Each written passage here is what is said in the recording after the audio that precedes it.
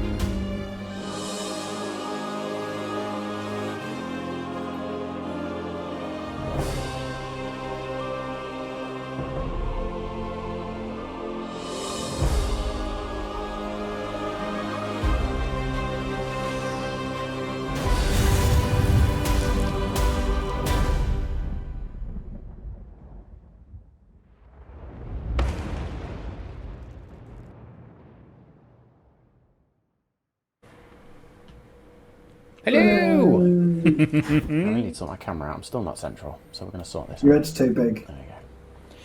My head is too big, mate, and that coming from you, you'd know very well there, mate. Yeah, I've got a pumpkin head.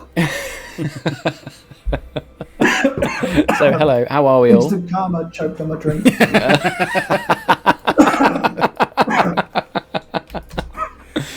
Oh dear, man down. Man down. Oh, very good. Well, I suppose on that note, before we dive into any silliness or any more silliness, let's run down the lineup. Hopefully Danny will have recovered in time to get there. So I am Matt, I am your Dungeon Master for this and most evenings, and also playing the ephemeral presence of Cog. I mean, are we going to get him to like have druid powers or something soon, you know, because we're all nostalgic for that? Anyway. Hello, I'm Dave, and I am playing the the female Tabaxi rogue, Jewel of Shadows. And I think I'm recovered, and I will hopefully play without any more near-death experiences, Lex Ordo, the UNT sorcerer. Danny, you didn't roll your own meditation this morning. That's the problem. That's exactly what it is. But I'm There's an also exciting... Lex's, I bought some new dice especially for Lex. They're called the Gears of Creation, so hopefully it'll be natural 20s hit you tonight. Yes. There we go. So yes, everybody this evening will be playing with physical dice for I think the first time in a very long time, which is very, very, very exciting. So yeah, be prepared for some slight pauses while all three of us fuck up maths royally. Amazing. So last week we finished off our little soiree at the Azure Pillar. Finished off our sort of research around Artemisia, and then had a discussion around what we wanted to do next. And of course, in those moments, during that evening where dreams were had by our two players that we have on screen now, Karsus made the decision to head back to familiar grounds and not put the group at risk, thus exiting and departing the party, at least for now. Now Jewel and Lex then made their way in the morning back up to Master Alaric's study, where questions were asked, answers were kind of given,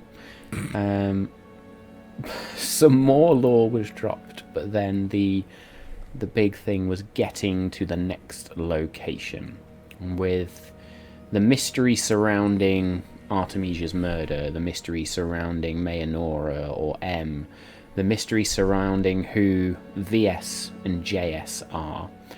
This has led the party to the elven region of Dryamere within the continent of Enoeth. Sort of more central to the continent, one of the larger regions. And you were teleported, outside the small city of Morse Taesi. Not Morse Taesi, not whatever you want to call it. Les Trisha, I think, was the other one we had earlier, which was quite funny. Morse Taesi, to pronounce it. Yeah, I don't make things easy, but it's fun, it's immersive. Immediately when you landed there, you were beset upon by a strange beholder-esque type creature, which Lex did correctly identify and sort of understood that the only reason they show up is to feed on magic. So there's something going on there. He then entered into the city proper, and I gave a very long description of the city just to make sure everybody was very clear around how it felt, and the sort of people that were there. And you explored around a little bit before heading straight to where you'd been guided, which was to go and visit the elders of Morse Taesi, and specifically speak to the sort of unofficial leader, or the eldest of those elders, which was Leora Windwhisper. Entering into this council chamber, you met the 5 elders of Morse Taesi, who, after a brief introduction, and you sort of explaining what you wanted to speak to them about, then said perhaps we should discuss more over dinner. And so they departed for a brief period and left you sort of in a waiting area. And I did that so that we didn't spend another 2 hours on stream last week. But that is where we begin our session this week, with the elders sort of being ushered back in, you also being ushered back into the room. And you see that a long table has been laid out, and there are wine goblets and platters laid on the table with meats, vegetables, quite a significant amount of fish as well, as it's one of the main trade items, if you like, within this small city, apart from the elven craft and the 5 elders within the room, but also a 6th individual who seats themselves down at the corner of the table. And this individual, when I pull up their particular description, or their image, so I can describe them to you in their glory, is wearing this quite extravagant but what looks like old armour. They appear in age to be around, or not too dissimilar age to Lex, actually, somewhere between 30 and 40 by human standards, as they are, at least they appear human.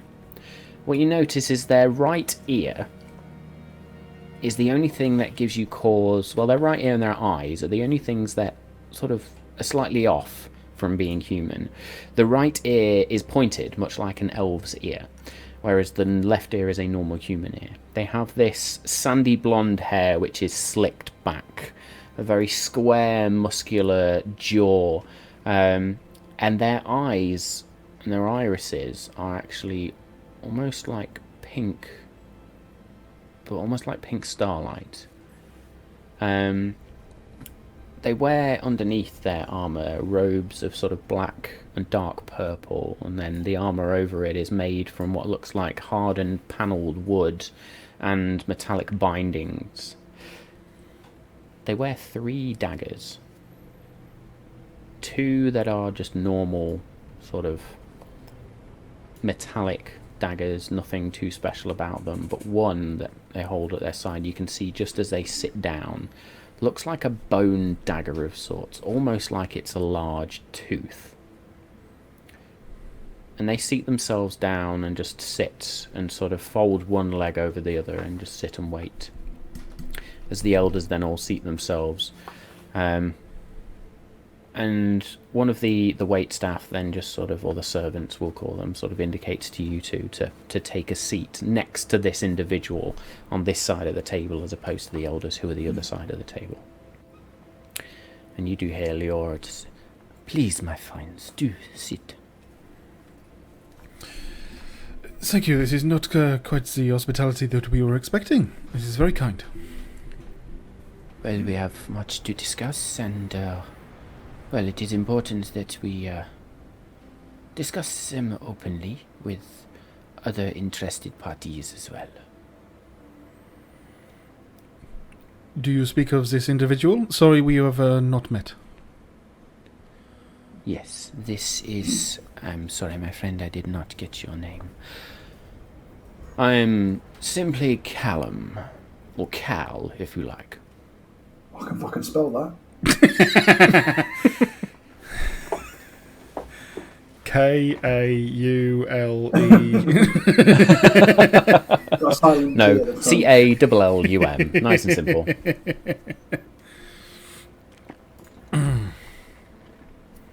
If you wish for the full name, then it is Callum Verfleur.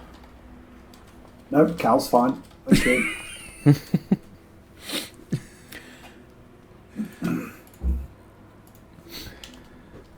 Does he look like he recognises my us? character names can always be spelled phonetically.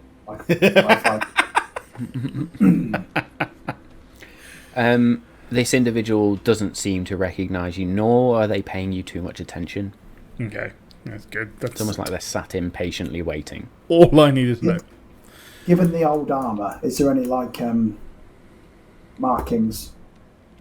Make Like me tribal a marking? perception check, please. I will. With dice! With dice. Oh, fucking hell. Straight down that tower. First roll of dice is a natural 1 for a 2 overall.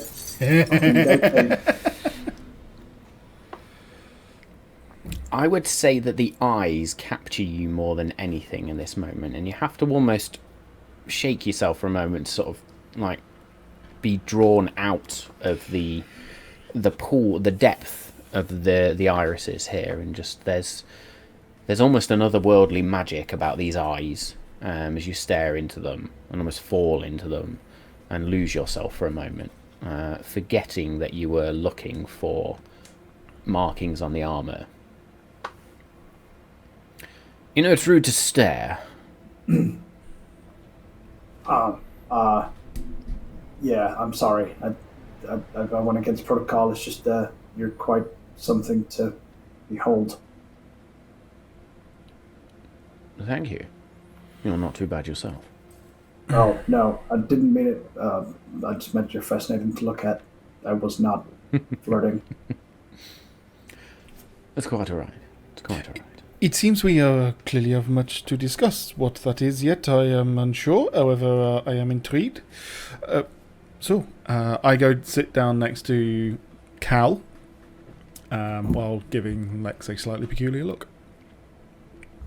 And Cal does, as you go to sit down next to him, he does stand and gently pulls the chair up for you. My lady. Merci. And pushes the chair in for you. Looks towards you, Lex. Would you like me to help you with your chair too? If that is the protocol, yeah, that'd be great. Am I supposed to do that every time you sit down, Joel? Is that something I should have been doing this whole time? It is not a worry. Is that a social custom that I'm not familiar with? A very highbrow traditional one, and it is nice on occasion. Right. Noted.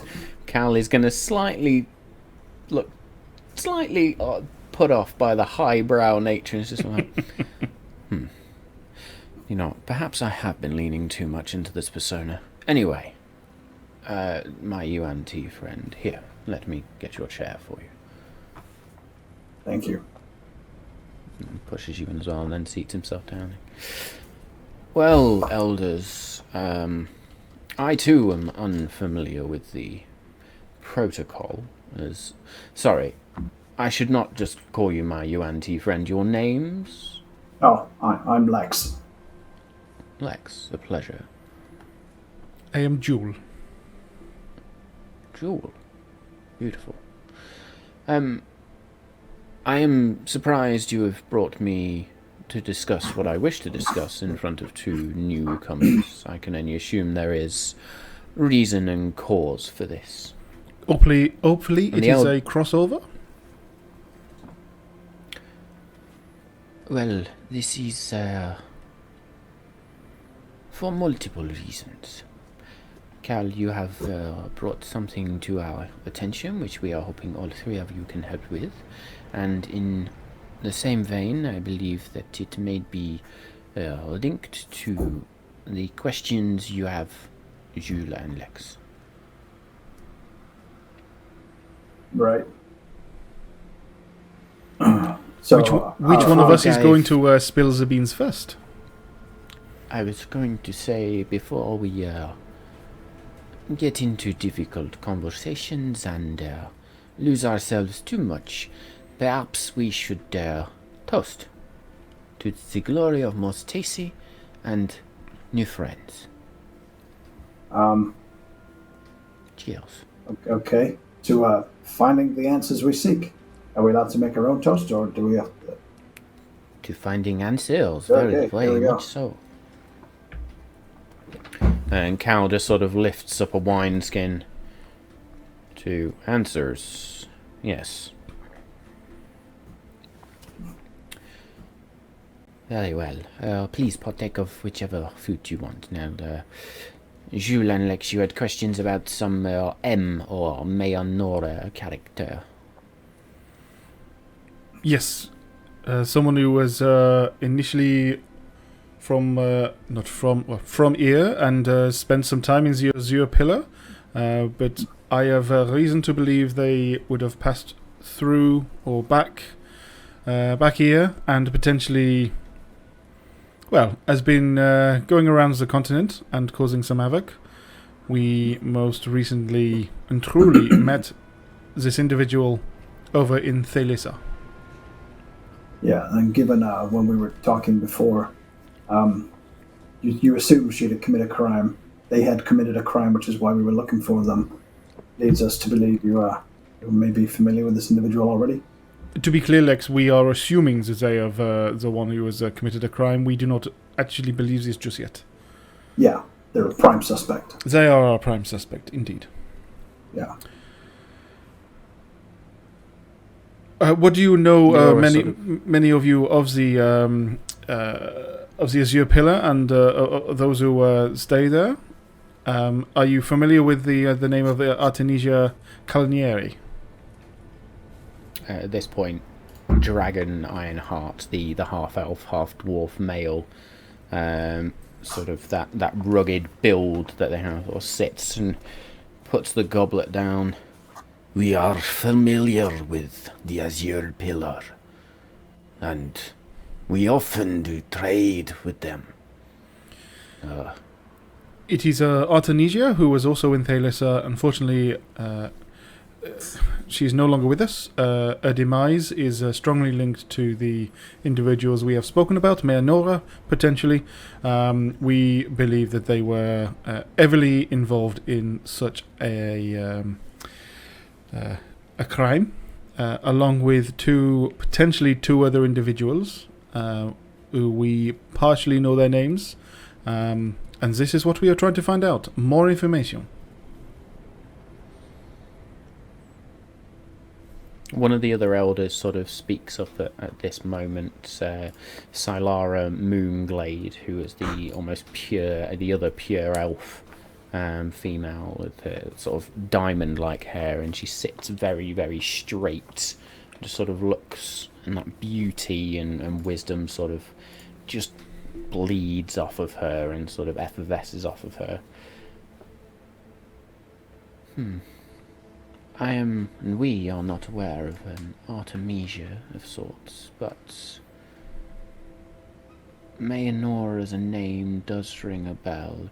Do not jump the gun, Saylara. We have things to do. I don't see why we should wait on this. What is the point of messing around? Should we not just get straight to the point? Please forgive Saylara. She is, not one for small talk. If it helps, I also agree. Small talk is wasteful. If we can get to the point, that would be good. Yes, getting to the point would be fantastic, actually. I have other things to attend to rather than this little investigation.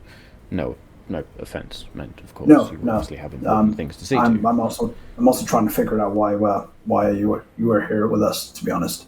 I am still intrigued as to why you are here. Is it anything to do with Mayanora, or is there something else that is connecting the two potentially?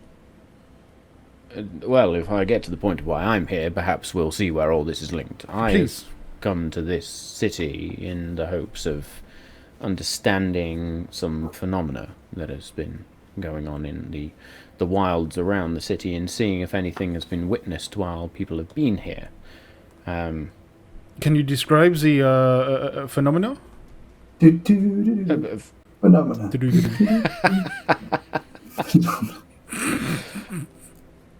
Of course. So, well, there's quite a few rumours, some of which I have seen. Now, I don't know if you've seen any water nearby, but I'm getting stories of distorted images of creatures and landscapes in these lakes and ponds, which is, of course, not normal. There are whispers on the breeze, which the small villages to the east are reporting. These are whispers? Is it random throughout the day or in the evening?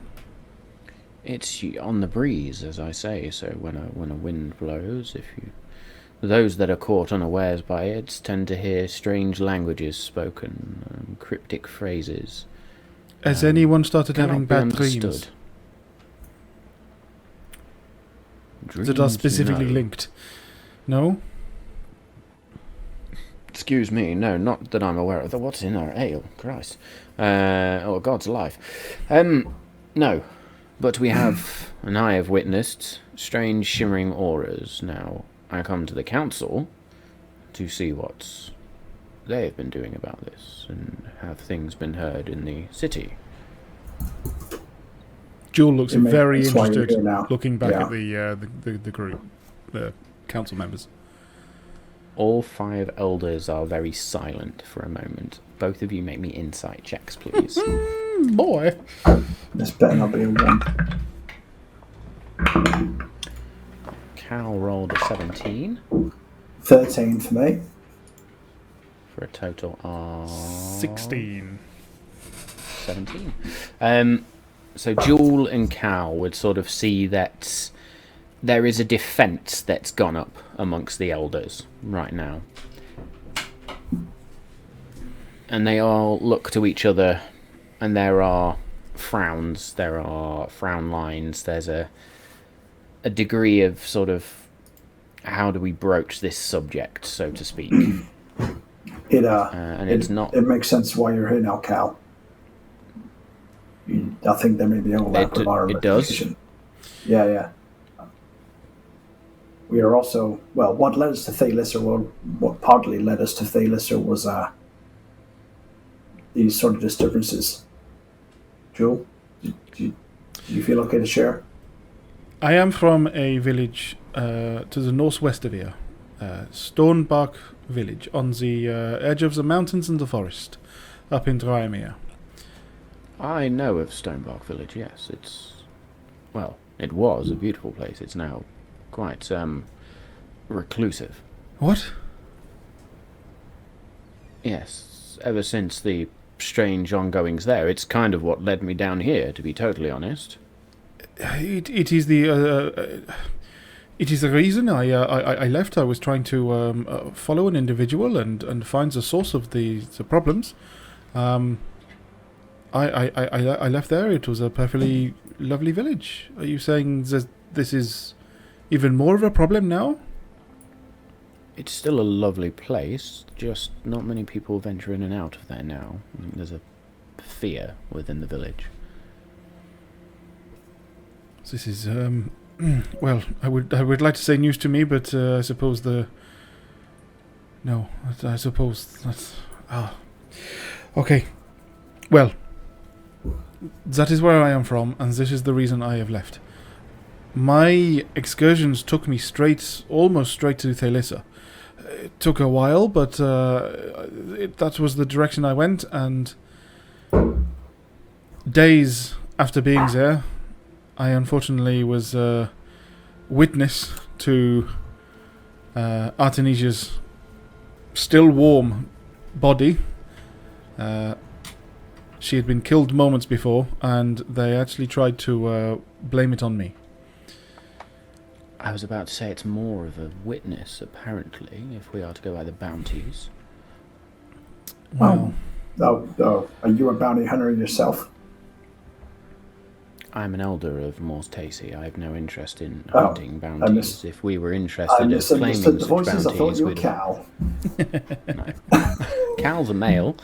You're a male. This is Sylara speaking again. Right. well, If we were interested in collecting bounties, we would have already had you chained up and sent back to Thalissa and Helentha Island. we On are the flip very, side, we think you can help. were indeed a witness to the. Well, certainly not to the murder. However, yes, we are now seeking the murderers, and we believe that they are directly linked to the issues that I found in the village, and that Cal, you have said that started happening here. We have not seen anything else apart from in Thalissa, so it seems like what you're saying is it's still emanating from this area. Or something is emanating from this area. So, council members, clearly there is something that you are not telling us three, but there is something that you wish us to do for you. So, first question, what is it? Second question, how much are you paying? Joel turns to Lex. I like this individual. He's good. Likewise. I can answer the first question, but the second question is good.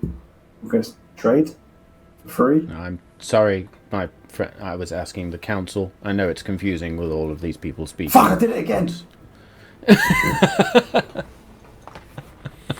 It's fine. I'm currently playing 6 NPCs, so bear with it. I'm trying to quieten the At this voices point, in my the head. female dwarf, or half elf, half dwarf, who's been very silent up until this stage, sits, places her goblet down, and then laces her fingers together. And that sort of reddish, copper-like hair sort of spills forward again, looking like molten ore as it falls round her shoulders. And Glim Silvervein, as they were introduced to you, just sits, looks forward. Well, maybe thinking if you've got time and you're clearly invested in this, then perhaps you could be investigating these occurrences for us. Cal, you'd already made some offer to the extent we can share what we know and share the direction of where these started. And what we can offer to at least the two of you, Jewel and Lex, is that there is information on Mayanora for you. The more we find out about the phenomena is going to help us in our journey, so I believe that it benefits us in both ways, and I am happy with this. Therefore, Agree. I am willing to look into it. Yeah. Worth the deal. Hang on. Yeah, okay, so that's what they get. What about me? Pay payment? Gold. Or something. We can offer you 200 gold pieces for the work. Should you find the answer and solve the problem. Is that 200 I'll take each that as a for down the payment. answer? Sorry, I assumed you were happy with your knowledge of Mayonora and information. Oh, This is for sorry. Right. If you need the gold, then I'm sure we can come to some agreement. I'll look at Jewel. Well, at the very least, I turned the right way. Nailed it. at the very least, a small amount of coin to cover the expenses of travel and coverage of possibly potions.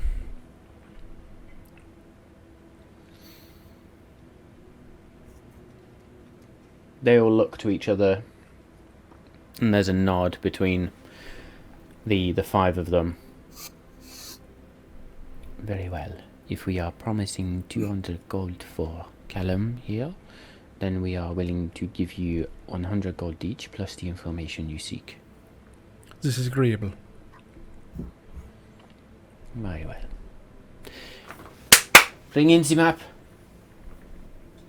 And a couple of servers come in and move some of the platters out of the way and then lay down a map of the surrounding areas. And you'll notice on the map there's been some sort of circles placed. And they all seem to lead in a line either to or away from the city, depending on which way you're looking at it from, out into the southwestern. I almost said northwest. No, I didn't mean northwestern. Northwestern expanses of this island, away from the coastline, if you like. Can you tell me if anyone has kept record of the timeline of this, and therefore the growth in what direction? Yes, we first started getting reports from travellers probably about 2 or 3 weeks ago. 2 weeks ago, I believe it was. Yes, 2. And then slowly, ever since those travellers made their way here, we've been getting more and more reports closer to home. Almost like whatever this thing is, it's spreading.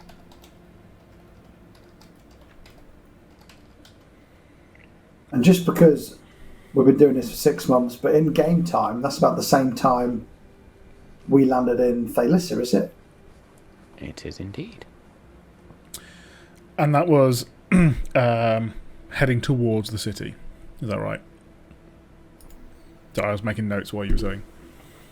Depending on which way you look at it, yes, it's either in a rough line heading towards the city, or if you were to follow that line back out, you'd sort of head in the same line. The earliest notification was that it was far from the city, is what I'm saying.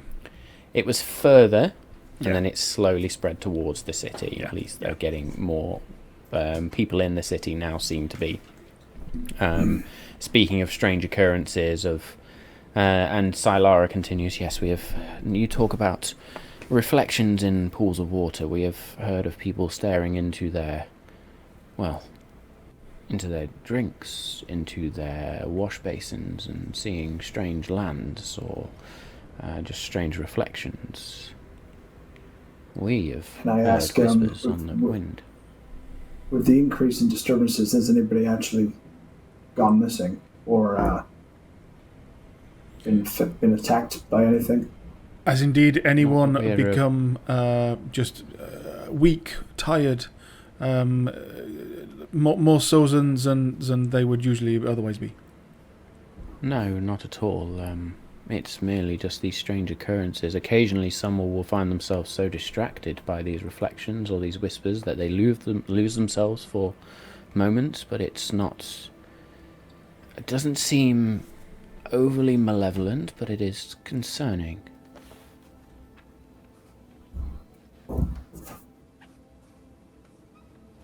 Is there anyone in particular who we would be able to get a first-hand account of what it was like for them? Well, I believe the travellers, the trading party that first described it have stayed in the city. They are at one of the local taverns. You could go and ask them if you needed more information. A first-hand account would be very useful here. Were these individuals coming from Duilin or from anywhere else? I believe they had travelled sort of through Duilin. I'm afraid we didn't really stop to get too many answers from them about where they were from. They were simply trying to find the route they have taken so that we can trace it back. We obviously can start in the city at the moment. Perhaps it would be best to ask them. Then they can tell you exactly where they've come from. But I imagine it will be Julin, or perhaps they have crossed from Ahanath, or maybe even come from Dryad's Gate itself. Is there any more information you can add to this, Cal? Me? Well, no, I would have done exactly the same as you're proposing here, which is go and speak to these travellers and then go and find out what the bloody hell's going on. Do we see which pigeon is the first to the racing line? Pigeons and race... Sorry, I'm not aware of this analogy. Is this going to be a race, or are we working together? Oh, no, I imagine same objectives, and I want to get paid, so it's always more likely to happen when there's a group of people. Consider me an ally. I have no desire to bring you to any harm. It actually seems like whatever you're investigating would be of interest to me anyway. Then glad to have you on board. Lex, do you have any more questions for these fine people? No, I can't think of any other lines of inquiry at the moment.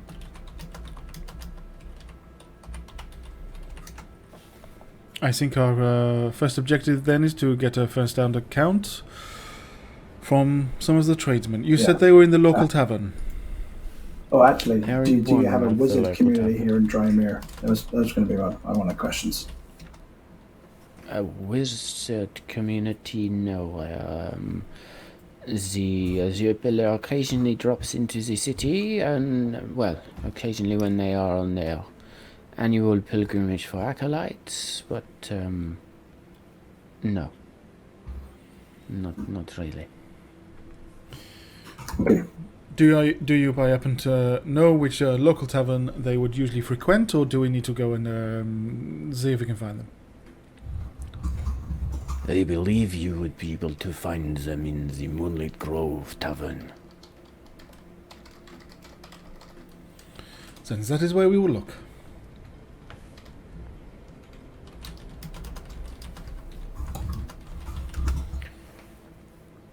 Well, this has been a fine meal and a very quick conversation. Shall we make a move now?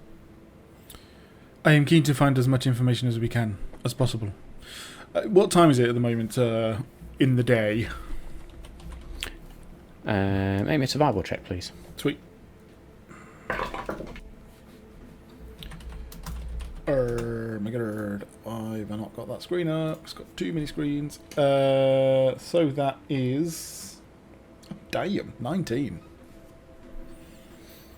So you remember likely, you'd left not too long into the morning from the Azure Pillar, and there is a slight change. So it was very early hours of the morning when you landed in Drymere. It is now... This was sort of like a breakfast feast, if you like. So it's mid-morning at best. Cool.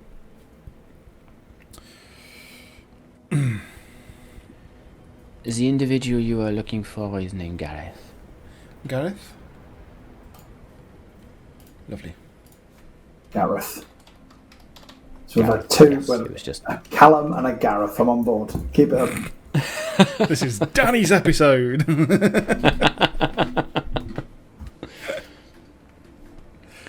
Well, I happen to know where the Moonlit Grove Tavern is. It's one of the finer establishments. Quite a bizarre atmosphere inside, actually. It's almost always twilight in there. Very clever. That sounds just like a place I would feel at home at. We will follow you then, Cal, if that is okay. You know where you're going. By all means. And they sort of look at you and smile. And I need a charisma saving throw, please. Boy. Or a wisdom saving throw, sorry. Wisdom saving throw. It's balls. It's a 9. There's a moment where you stare into those pink starlight-like irises and lose yourself, and just your head sort of lolls to the side and you smile, and then he blinks and looks at you and says, "Oh, sorry, Jewel," and just gently touches you on the shoulder and sort of shakes you out of it. Forgive me. What I was didn't that? intend for that to happen. A side effect. Let's discuss on the way. Please. And so you exit the council chambers, this old keep, if you like, where the throne of Morse Taesi once stood or once sat. And Callum leads you through sort of these winding pathways, which, as I said to you before, are not made straight routes as sorts. They wind through the trees and the buildings, almost like natural forest pathways. And Callum sort of slows down, so you're all walking in a small group, almost in a line. Turns to you, Lex. One thing we are going to have to sort of discuss is this little thing on your shoulder here and what's they're all about. But first, please let me apologise. I've spent some time elsewhere, and there's certain effects that come with it. I take it you are not simply talking about another land, more precisely another plane. Well, another land is...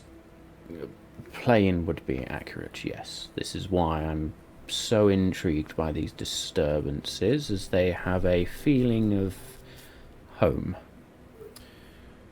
Or, well, home's a relative term. Then I am interested as to which plane you have spent time in. Can you not guess? What do you know of the planes, I suppose I should ask? I have been on quite a steep learning curve over the last few days. The one I am most interested in, well, that is the one I believe it is. Is it by any chance the Astral Sea? The Astral Sea? No, that would be quite something. No, not so far. Where I originally hail from, there was a blur of lines. I spent a lot of my life in the land of the Fae, the Feywild. So adjacent, not wholly separate, if that makes any sense whatsoever. If my memory serves from my research, that is sort of the other side of the coin to the Shadowfell, but as you say, quite close to our current existence. Indeed, and Shadowfell. I've never been to the Shadowfell, but it was mentioned in my youth. I do remember that. Have you travelled to many other planes other than No. the Fae? Only ever the Feywild, and well, here now that I can. Before that, it was between the Feywild and home.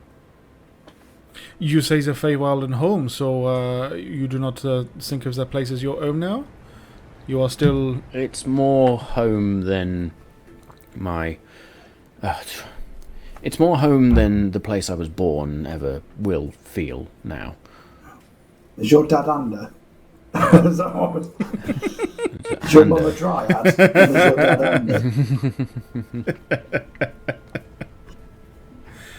under? A super fae. Feel like paternity test coming on. Did you pop out of a tree? I think he's trying to ask. Yeah. But do you know, trees are actually quite fascinating methods of transport between, especially if you find the right one. Then yes, occasionally there's portals to the Feywild there, but well, that is quite beyond me. It is it is interesting to have you along on the journey. So can you just so are you on a particular mission from the Fey realm? Which is why it's or have you just mission of sorts. I suppose you could call it a personal mission. I'm not trying to solve anything, so to speak. More on a walkabout. A personal I spent pilgrimage? so much time. Yes, I suppose you could call it that. I spent so much time in the presence of the Fae that it was time for me to walk amongst mortal beings again and just remember what it felt like to be amongst my own kind. But of course then these things started happening and it felt so much and so very reminiscent of home that it would have been remiss of me not to at least look into it. So this is interesting. We have had things that remind you of the Fae and the Feywild.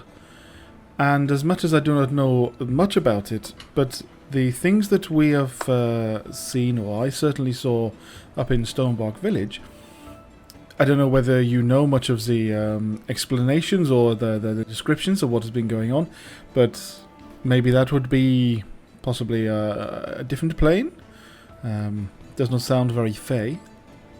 Shadows and as much as seeing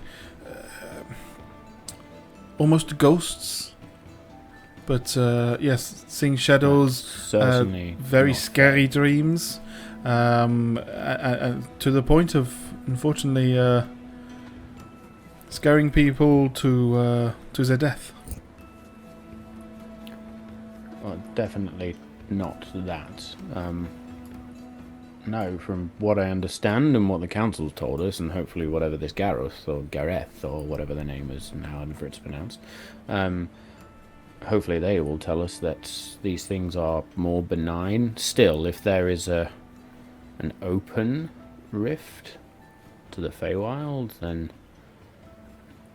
Well, I was always told by a kind of a father figure that these things should be policed and watched over. What father figure is that?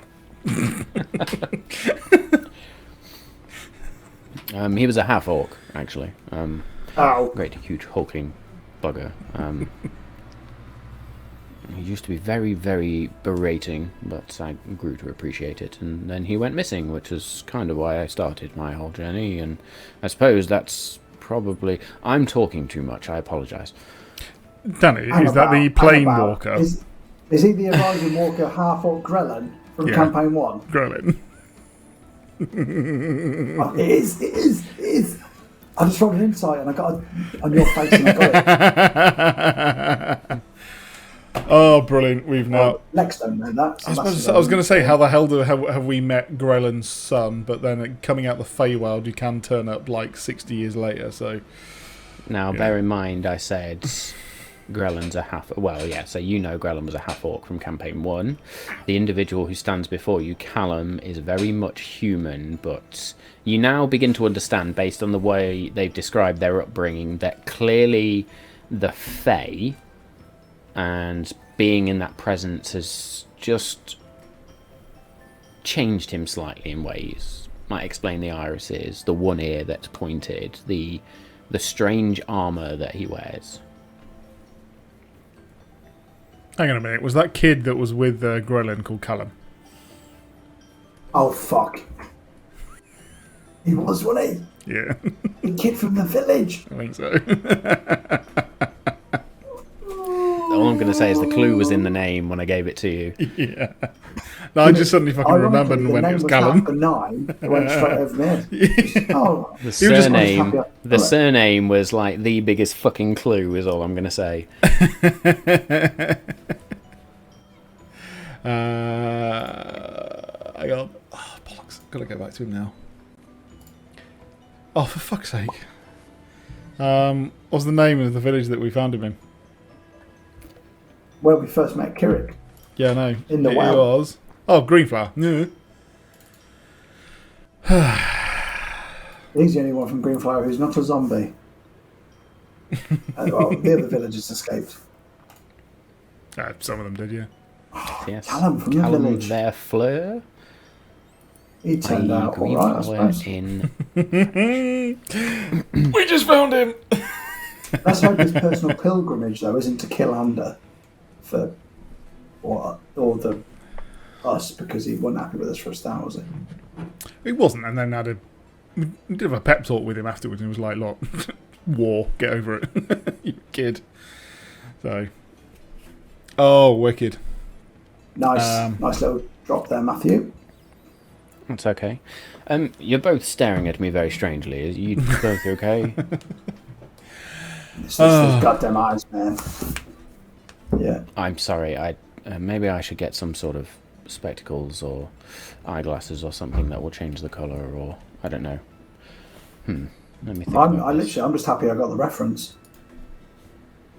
I'm happy I figured it out in the same episode it actually happened. Because usually it'll take us 4 or 5 episodes to figure that sort of shit out, Dave. I don't know why it even reminded me, to be honest. You notice he sort of reaches into a bag and just pulls out a little bit of what looks like sheep fleece, and just whispers a word, and the eyes just change to normal blue irises. I'm going to have to whisper this every minute, but maybe that will help at least. Please do not do it on our account. I'm sure you will get used to it. We had quite the interesting character with us very recently, up until very recently, and they were certainly distracting is a word. Yeah, I just used to stare at their nipples. That seemed to help. That was wonderfully out of context, Lex. Thank you. I do love it when you do give me a bit of... I realised actually that might sound weird. Sounds like you had a simply deep going connection to them, Lex. Well, some of the voices in our head would love them to be. Very well. Well, we are here. This is the... I've forgotten the name of the fucking tavern now. It is Wetherspoons. the quest... The the Moonlit Grove Tavern. Tavern. Yeah. Sounds like a Wetherspoons. We are here. As I say, don't let the interior deceive you. There's some fine magic or arcana ongoing. It makes it almost sort of like Twilight, almost as if... The reason it's got its name is because it's almost like constant moonlight shines within. But it sets a nice atmosphere and ambience, and it's one of the more upmarket drinking establishments in the area, from what I understand. So, after... Well, ladies first. Thank you. I shall walk in. Okay, and you walk in and you see a tavern which is relatively quiet. And indeed, the patrons of the tavern seem to be sitting and getting breakfast, or having breakfast beers or breakfast ales, and bringing in the day before they go out to work. You do see an elven barkeep, male, sort of fairly standard elf, long blonde hair behind them, sort of braided in a very tight braid, simple white linen shirt, and sort of a leather apron that they wear over these black leather trousers, or sort of, we'll say, black slacks. And as you enter, they just look, well, early in the morning for more patrons. You are not staying here, but can I get you a drink?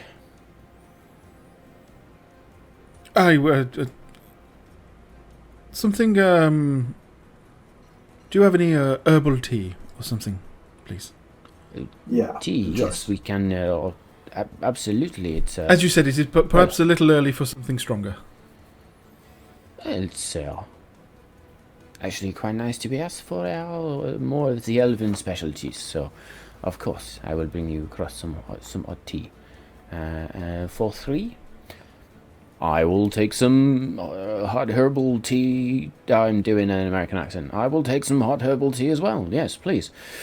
I almost slipped straight into Romeo there, which is probably something Romeo would enjoy. When you said there were some tradesmen who spotted it first, I thought it was going to be Romeo, you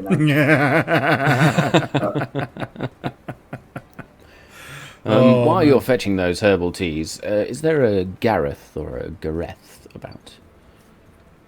Gareth, you have visitors. That would be a yes. A rugged but weathered male human individual turns and looks to you all with this proper golden boy type smile, and just looks to you all. Flynn Rider. Howdy, folks. How can I help? I like him. We were wondering if we could ask you just a couple of questions. We believe that you have seen some rather interesting things on your travels most recently, by the sounds of it. I've been seeing plenty things on my travels. What, anything in particular? More of the images in water, also the whispers on the wind. Oh. Yeah, you want to hear about all the magical crap. That's fine. Get your drinks, come sit. I'll tell you of all my exploits across Drymere, because that's where all this shit happened. So it is not exactly local. Well, when I say across Drymere, I didn't experience anything until I hit Drymere, and then there was weird shit to the west, and then more weird shit when I was getting this far, and... Well, you know, that's not usually my line of work. It happens to be that at the moment it is directly our work. So I'm most interested to hear. You can see, Lex, that Jewel has very much put on a, I want to hear information, and that almost, fake smile and interest. Because you saw earlier that she was freaked the fuck out about it. Yeah. I mean, listen, I've had some fascinating adventures in various places. This is, well, it's kind of tame in terms of what's happened, but, sure.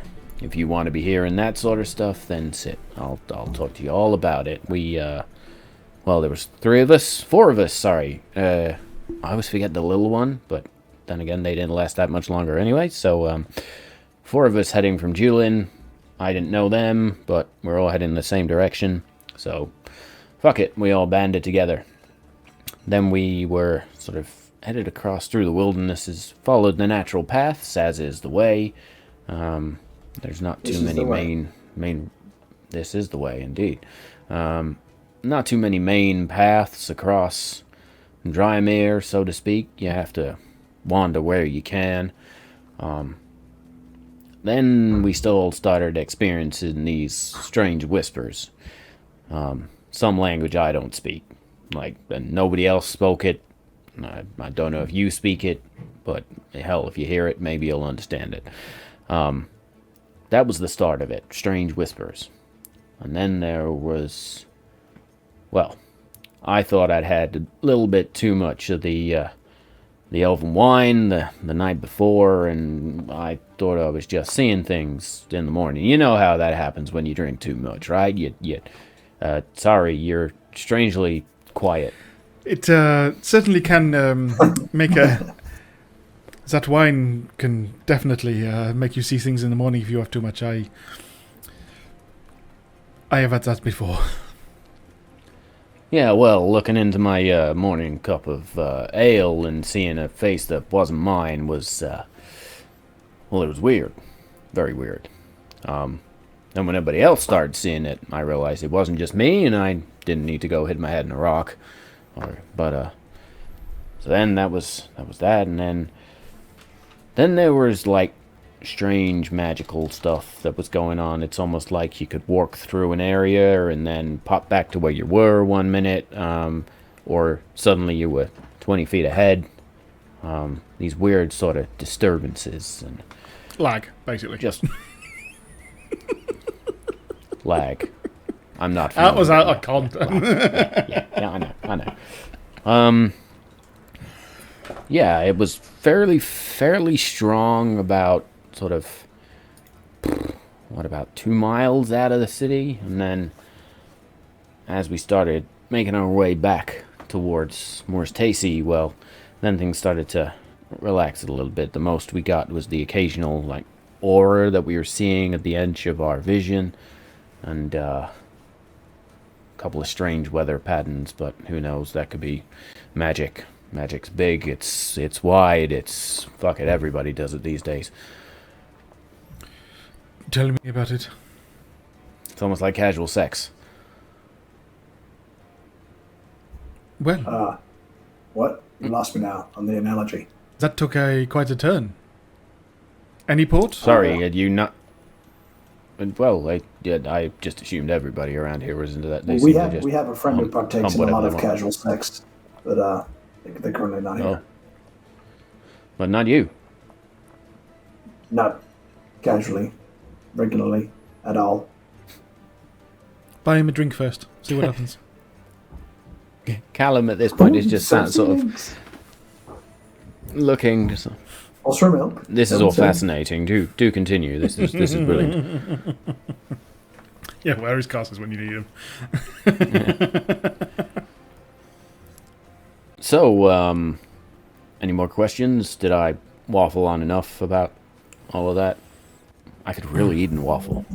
If it's it just what I can't grasp is I originally thought it was linked to some of the disturbances we were investigating as well, but none of these seem malevolent or evil in any way. They just seem mischievous, almost like being pranked. I think we all glossed over the bit where I said people didn't make it. So Yeah, indeed, you did speak about this. Yeah. originally there were 4 of us. I'm the only one that made it here. And I'm a bit blasé about that fact, but I made it. The little one went first. The little one just, they didn't keep up. We lost him, turned back around, and dead. Don't know what killed him, but dead. And then in the night, 2 others, I woke up, they're dead. Gone. They were dead. They're not missing or dead. No, they were dead. I thought they were Any- sleeping. any- They were dead. Any signs? Any Any markings on the body? Markings. They look like a husk of their former self. No, but they were really cold. Like, usually bodies don't get that cold until a number of hours after, but we only slept for... You did not see anything other than them being cold, not diminished. Lex, is there a better word for this? Oh, they would, like... It's like things had been...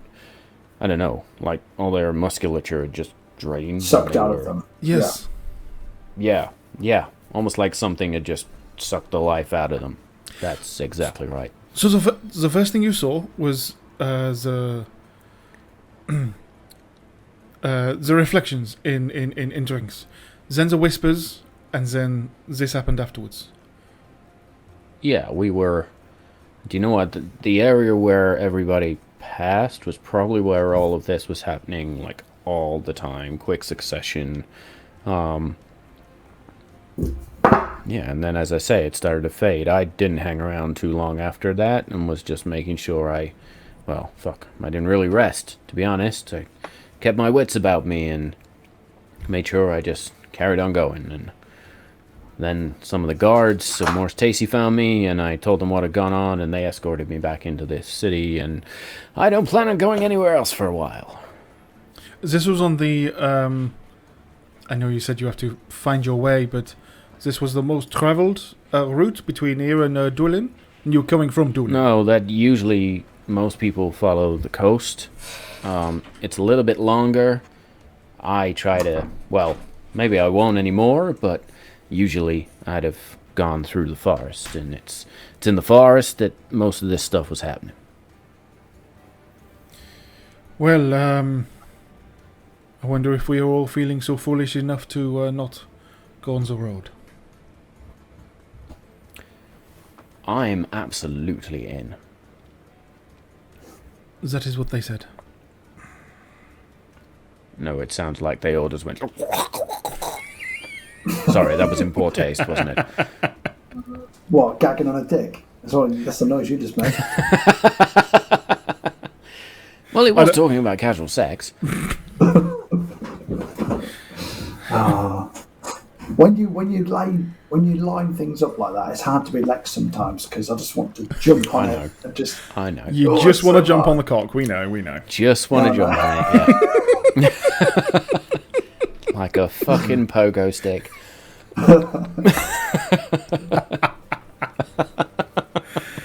Oh, good God.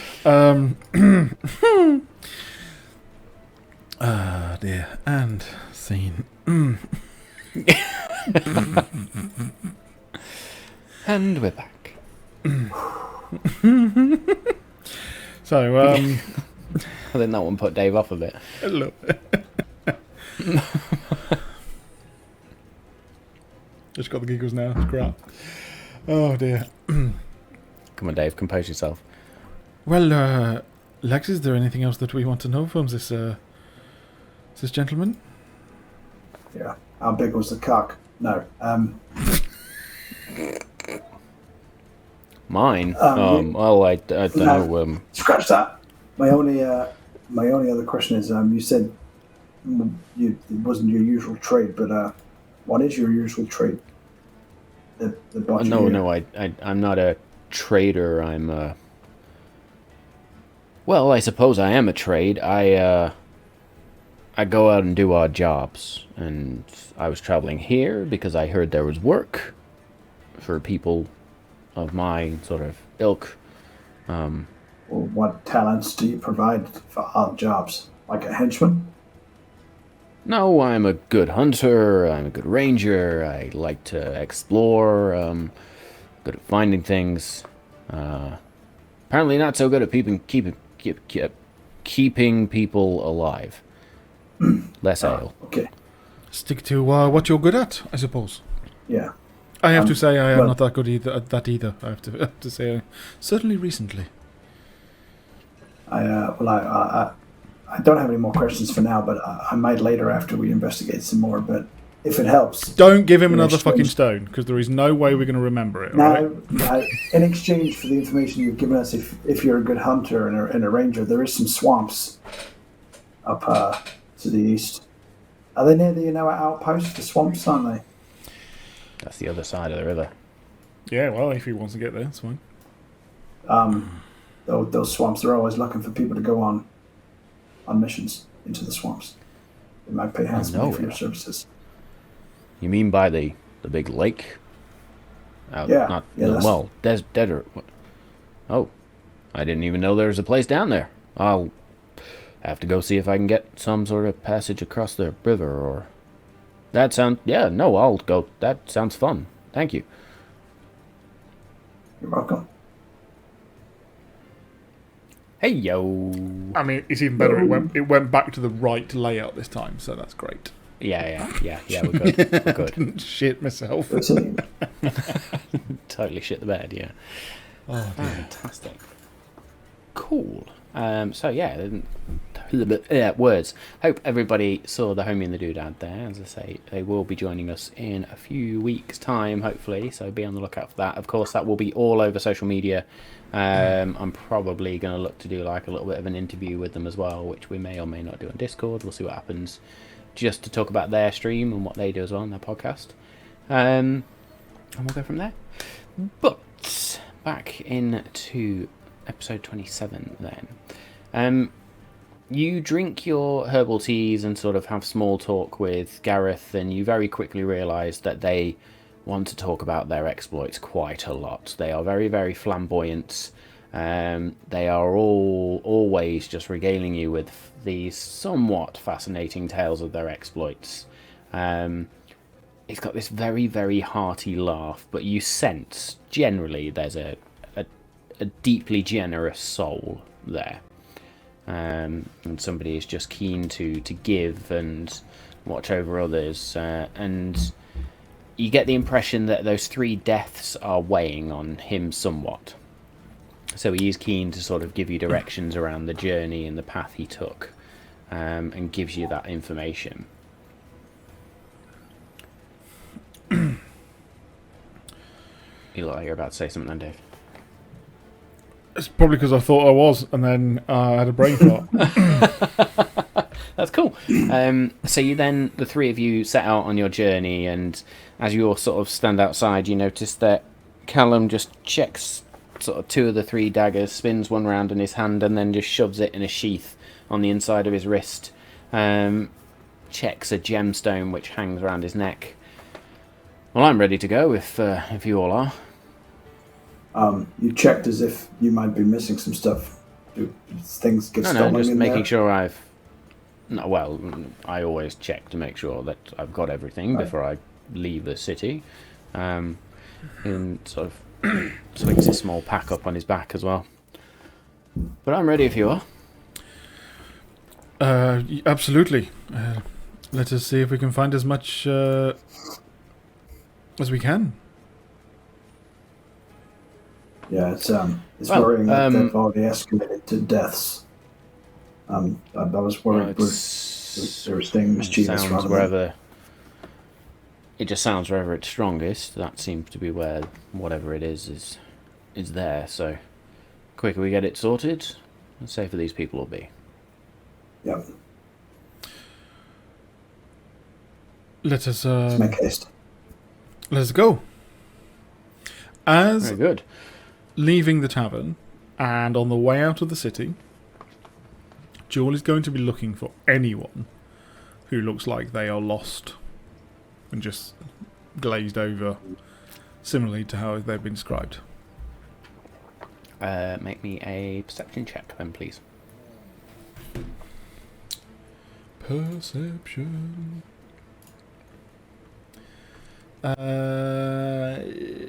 Where are we? There. That's what we're doing. Morning, everyone. D&D, Dave. Hi. My name's Dave. He's got to some painkillers for his 26. With a 26, as you look around, generally everybody looks okay. Okay, good. And it was explained to us in both the council chambers. No, they had seen some of that in the city. That's right. People had explained that they'd had these moments where they just sort of disappeared amongst themselves, or were so charmed by something or entranced by something that they just lost themselves for a moment. But there's been no reports of it being a long-lasting effect. But they were definitely still inside the city. But the missing people have definitely been out in the forest. So, yeah. Okay. Yes, right. We go. So you venture on out of the city of Drymere, as I get a random message there. And no, sorry, not the city of Drymere. The city of Morse Taesi, into the forests of Drymere, which is where I was trying to go there.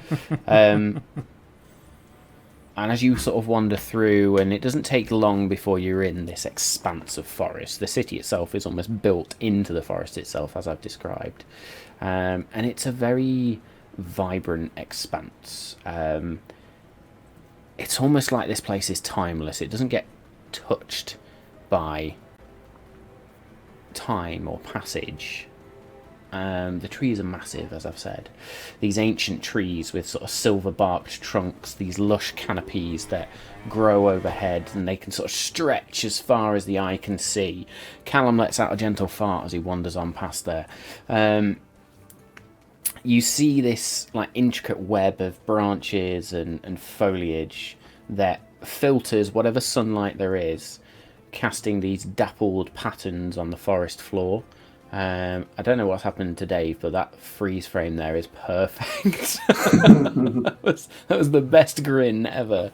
The air itself is like perfumed with scents of moss, with pine, wildflowers, and generally it's this very inviting, this comfort ambience in here.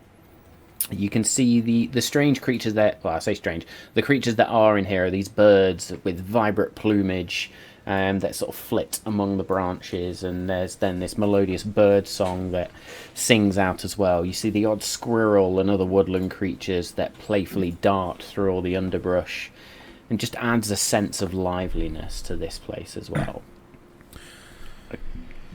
Occasionally you look out and you catch what you think is a deer. Or something similar, just sort of majestically gliding through the foliage. The antlers looking like they're almost adorned with ivy and flowers. You walk for maybe an hour and a half, 2 hours, and eventually you come across what looks like elven ruins, or ancient ruins, long forgotten elven structures that are scattered throughout the forest floor, the stone facades that are very much worn with age and reclaimed by nature. Lex, you don't think that, well, it's likely for us to find any of the machinery that we found before? I think that type of thing is going to be very unlikely. So surely we're going to be looking for something, well, either it is going to be the source of it and it is going to be much smaller, sort of maybe a conduit or something, or perhaps we are going to find signs of magical or arcane disturbance. Is this your understanding? Well, yeah. I don't think we'll find Artemisia's type machinery. And I think what we might find is maybe a portal or a tear where he may have brought something through. Are we heading back towards where we see that bastardized, mutated beholder? No, you're heading in the opposite Okay. direction. But you did talk about what you knew of that before, after the fight, didn't you? Yeah. You were, So, yes, you were I'd talking go for about sort of that. creature again. Yes, that type of creature was, what, perhaps here for the same magical disturbances, would feed off it. Yeah. Which means there might be more. So keep your wits about you. That thing took my wits, unfortunately. Quite literally. Yes. It was a gouth, for anybody that's forgetting to remember what that creature was. I thought that was what you got in your foot. That was gout.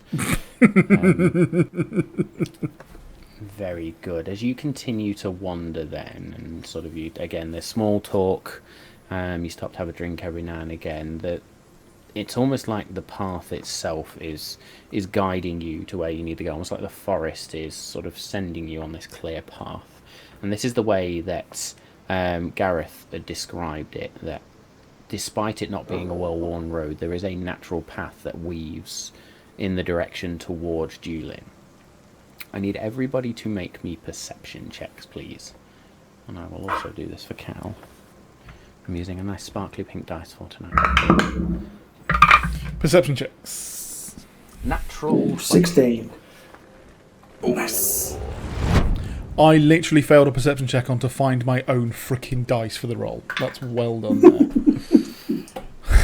16. 16. 2 16s and a 20 then, with a natural 20. All three of you, as you walk, a breeze just begins to blow through, and that's when you begin to hear whispers. just gentle whispers on the wind, just...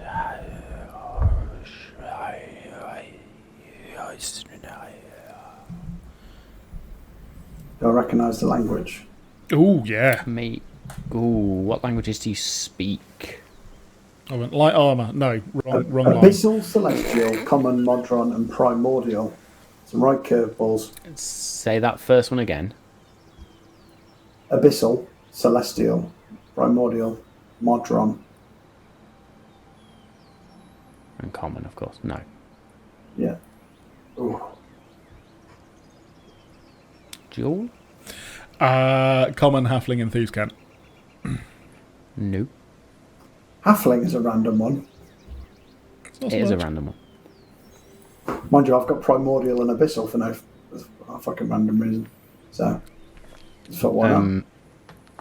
Callum sort of... That pointed ear almost pricks up. Can't quite understand what those whispers are saying, but... That's Sylvan. Then you are definitely all hearing the whispers as well. We have found it. We found something. What is that? Is that more or less comforting that you recognise the language of Sylvan? Well, it leads me to believe that we were on the right lines with the fact that it felt like home, and it's something to do with the Fae. The fact that people died, however, doesn't fill me with great confidence. I mean, I know there are a plenitude of Fae creatures, but... We did not speak of this in the tavern, but the way that they described the withered look to the bodies was very similar to an effect we saw in Thalissa. So we are not surprised by this, I'm afraid. Although we are surprised that it has nothing particularly significant with the Fae. So we are seeing that's a new twist. Almost multiple effects from many planes. I am clutching at planes at this moment. Let's keep going. Maybe the closer we get, at least I'll be able to decipher whatever these whispers are. Yes, let's go. Very well. Yes. Lots of ancient ruins around here. Interesting. Very well. Well, follow me. And Callum begins to, so he does take out that blade. I was just going to say, given that you know how to traverse between here and the Fae Realm, do you see any potential places where there would be an opening or a portal? I mean, I don't know how to traverse the plane, so to speak. I just went through a portal once and then jumped through another time. Oh, okay. Does mean assuming he can horizon walk?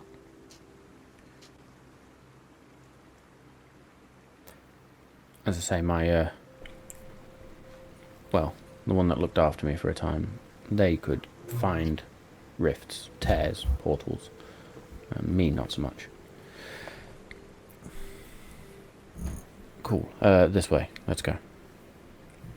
And Callum begins to. There's a almost I want to say almost like a nervousness to Callum now, or an anxiety. There's a nervous energy about him now that those whispers have started to sound. And eventually you wander through, after maybe 3 hours now, and eventually you come to this open glade of sorts where suddenly the canopy just opens up.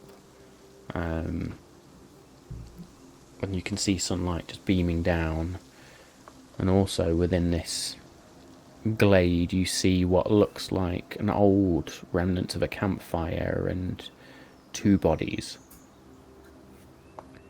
And Callum's just going to turn and look to you both, and I think we found the campsite.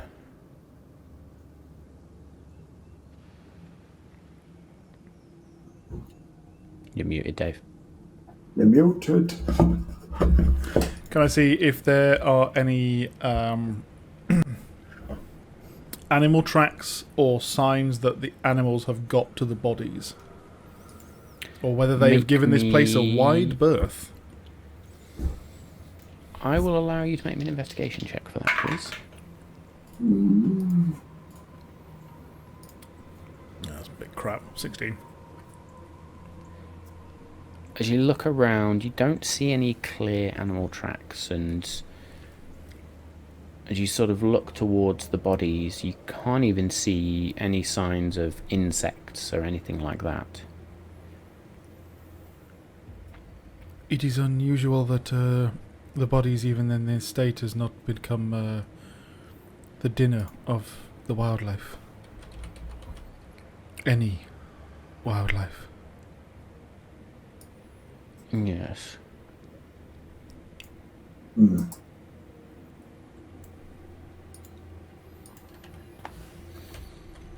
Do I, Oh! Fucking hell! I picked it up and I've just remembered I've got it. In my inventory, fucking ages ago, I picked up, it might have been from the guy we give drugs to. Yeah. I've got a lantern of tracking and it tracks aberrations. Okay. Literally pulled that out of your bag. Fucking literally. So, I think I have something that might be able to help, and I'll pull out the lantern of tracking. So it burns for 6 hours on 1 pint of oil, sheds light, 30-foot radius, dim light for an additional 30 feet, which is kind of irrelevant. While the lantern is within 300 feet of any creature of the aberration type, flame is green. It doesn't pinpoint the creature's location, however, it's just like if they're within 300 feet. Okay. So I'll get it out and light it. Yes. How far lantern. away are we? Is it about 30 odd feet away from these bodies or something? Do you know what? We can load up a map if you want, so you can see. Oh, you. Well, that means we're about to roll initiative. Yeah. Come on. Everyone wants it. Yeah. Although it'll be a big What bag I of do note need to whenever do. we find whatever it is. I don't know. I reckon Callum's going to be a kick-ass. Some sort of plane rider paladin. Let's hope he's not on an oath of vengeance towards the Wardens of the Vale. It doesn't matter. Not No, playing he them likes anymore. us now. Fine.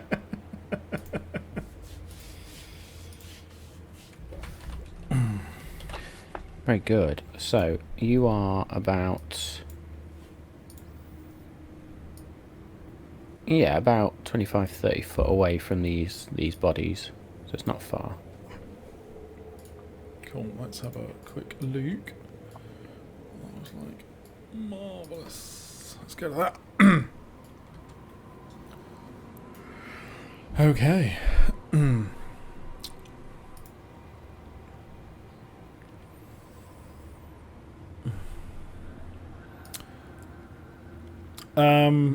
Does it look like this, as you say, was a clearing, but also that there were these odd ruins? Or just rocks? So as I say, you've already been walking around where these strange elven ruins. Yes.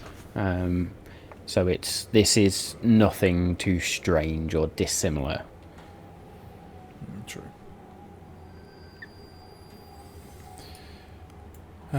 So after I light my lantern, what happens? Yes. You did that. Yes. After you light your lantern, place that sort of match light or similar in, and the candle flame burns up, and you hold it. That lantern flame burns orange, burns yellow. Does not burn green. This is a good sign. If, from what I understand, if there's any aberrations around, this would burn bright green, so we could at least be alone if we suspect it is the same shadow creatures we've been dealing with. Let us hope it stays that way. Callum, Lex, I would like to go and investigate one of the bodies.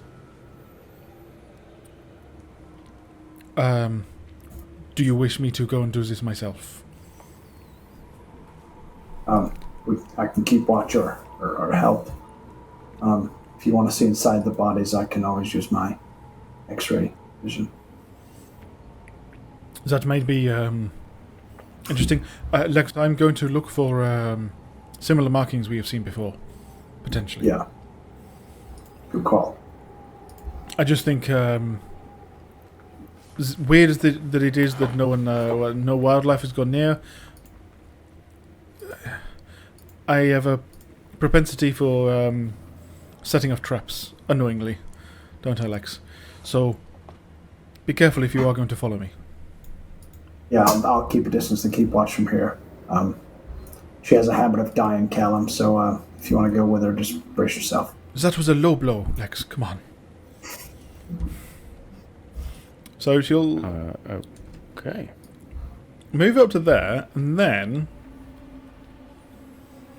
it's not been long. Well, like about a day since she's had it. She thinks and then goes, I wonder if I should try this now. So you see Jewel will sort of put her arm and her hand into sort of the back or the bottom of her cloak, and she'll bring it up, and it looks sort of like it is made of that dark inky blackness as it does that with stars in. And as that happens, is it visible, Matt? I need to remind myself of whatever the fuck you're trying to do.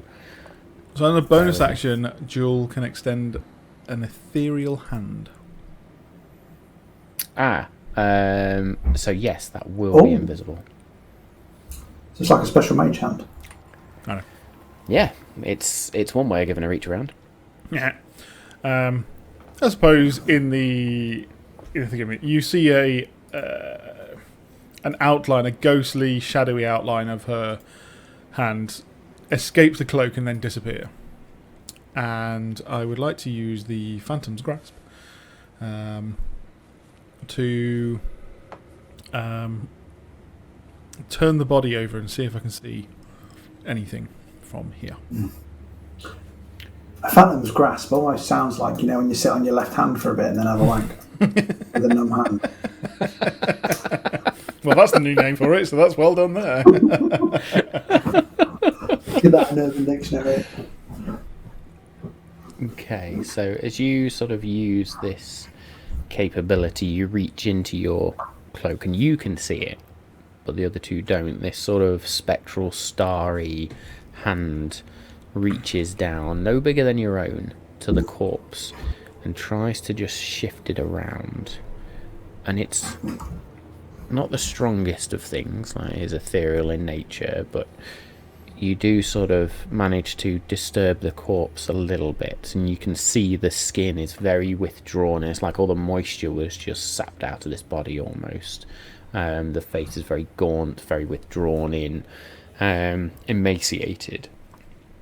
And as you disturb the body, there is just then this... Ow. And almost just forming up out of the corpse, this creature just appears,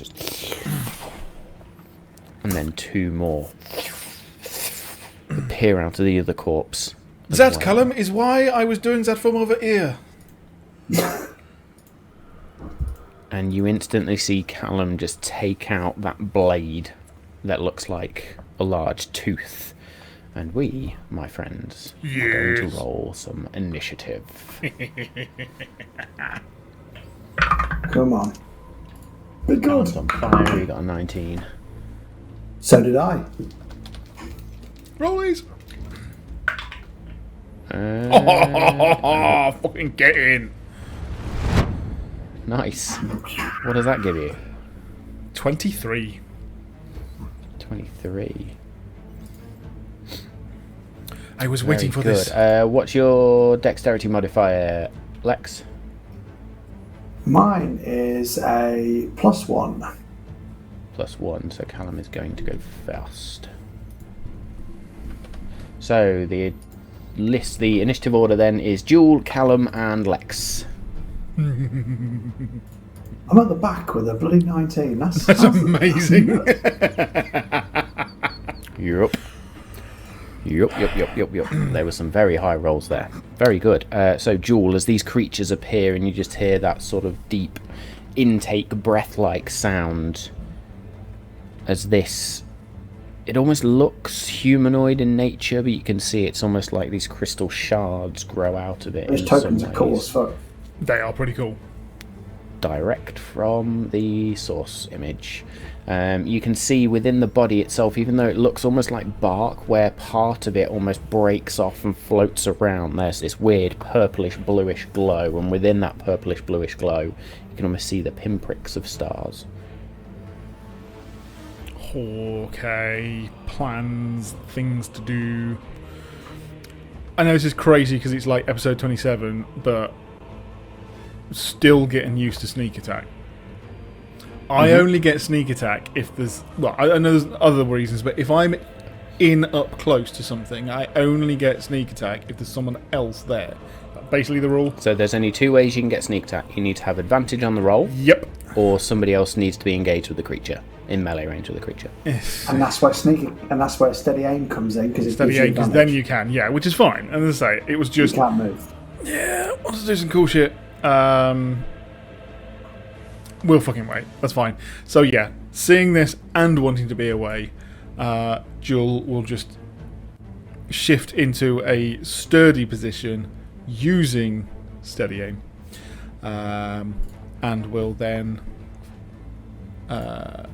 throw 5, 10, 15. Yeah, that's within range. Towards A, throw the Dusk Dagger, which I believe is not going to get any extra special abilities on this creature, so it's just going to be a roll to hit. However, that will give me advantage. So, If it's steady aim, yes. I have no idea if it's going to hit. 14 to hit. 14 will not hit, not quite enough. So as you throw it, it's almost like this creature steps slightly to the side and is drawn in towards the corpse, almost like its body shifts as your dagger just disappears, and then it reshapes itself. Stay there where I can kill you.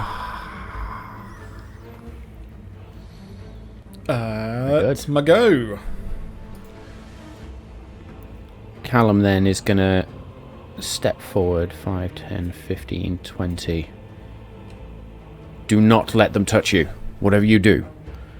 And he is going to cast... What's the range on him? Yeah, he's going to cast Eldritch Blast, which means he gets 2 energy beams. So he's just going to reach out to his hands, one with the dagger still held in, and these 2 crackling beams of pinkish purplish energy just lance out. So you're going to roll twice. Why have I done that on that like a moron? Don't do it there. That was a unnatural 20, which will hit, and then the second one is going to be maths 14. That will not hit. So hits A but does not hit C, and that is one of them.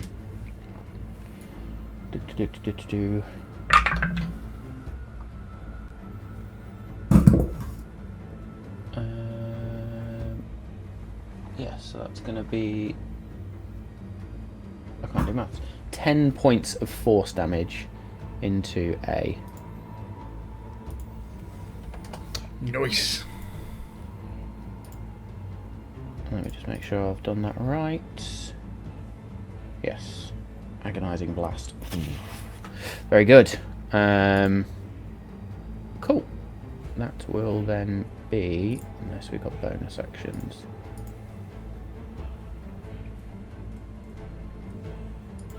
Ooh.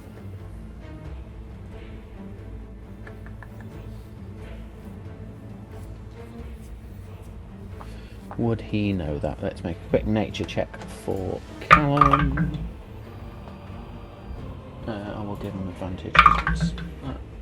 Yeah, that's not going to help. 10.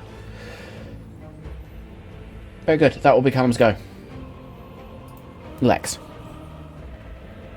I will, seeing that they're kind of made out back a little bit, I will start to form an orb which kind of starts off as smoke and then it sparks and it starts to burn as an ember as my chromatic orb has fire damage, and then as I throw it up in the air, I'll grab my arcane focus, use one of my meta magic options to split it into two, to twin spell it to aim at C and B. Nice. Please. Roll to hit, please. Come on. Natural 20. That sounds amazing. Nice. Why we love You do that. have to roll for the second one as well. And then 22 with the second one. They are both going to hit. So, hang on. I'm not... 6, 8, 9... 32 damage on the doubled. Oof. 32 fire damage. Jesus. And 15 on the second one. Rolled nearly identical So- rolls there then. Which one did you hit with the doubled, C or B? C. So it's had to be So closer. 32 damage to that, and then what was the damage to the other one, sorry? 15. 15. Excellent. So as these two chromatic orbs just shoot out, flash fire all over these creatures, Callum's just going to turn and look to you. Well, that was cool. There you go. Very good. Anything else on your turn? No. I'll stay far away from him as I can, thank you. And Cog won't do anything either, obviously, as it's That's very good. Okay. A then is going to go 5, 10, 15 to there. And it just sort of darts up. And then just reaches this bark-like hand, which, as I say, there's almost like bits just floating off. Almost like this creature's been shattered in a sense, but still keeps some of its form. And it's just going to reach forward and try and place a hand against you, Jewel, which is going to be... It's going to try and do this twice as well. I need a better dice to roll that with because the numbers are so small. That's a natural 20, I'm sorry. Let me look at what the other one was. Not quite a few of So them. the first one was an unnatural 20, the second one was a 26. And then I'm putting that pink dice away. So They will both I hit need faux show. 3d10. I'm going to where the hell is it? 5, 15. I'm going to uncanny dodge the natural 20. 24. Oh, okay, sorry. Let me do that separately then. So I'll say that was the first roll. That is a. So that's 9 points of necrotic damage with the unnatural 20. And then 19. 23 points of necrotic damage with the natural 20. So that will then be Halved to halved to 12. Yeah. Oof. It's good. Yeah. Very good. That's A. So yes, as the as A attacks Jewel, she goes ethereal herself as the attacks come through, taking half Nice. the damage. B is also going to move in that erratic sort of anime type sense and steps up to where Callum is and is going to also reach out to touch Callum twice.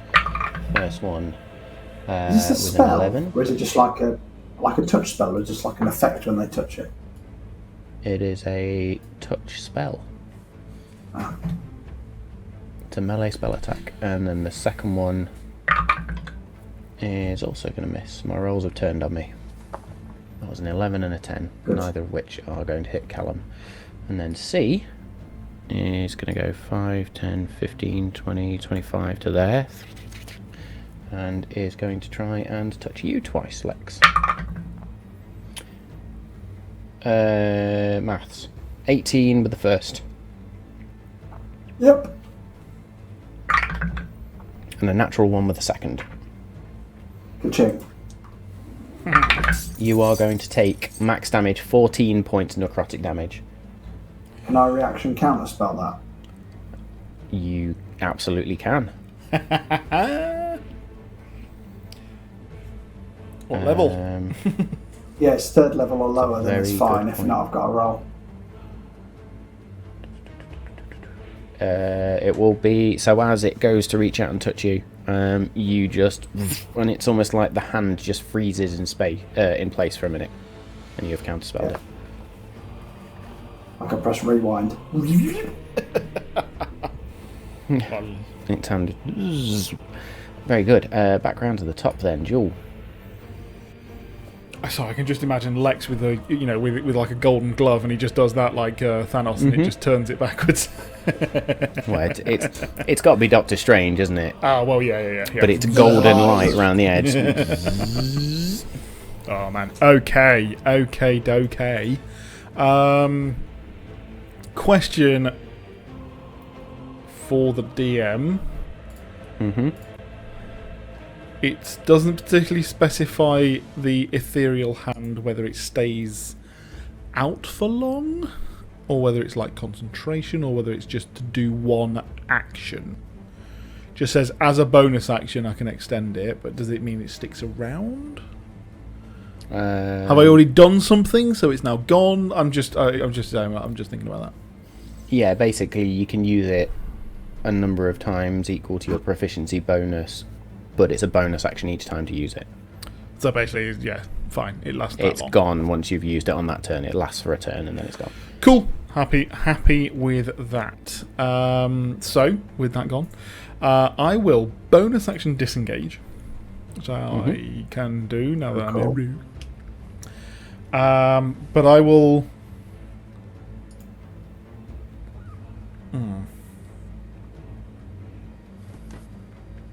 Oh, that's an interesting one. I thought of that. So I've thrown my dagger and it's somewhere near body 1 now, isn't it? Yes.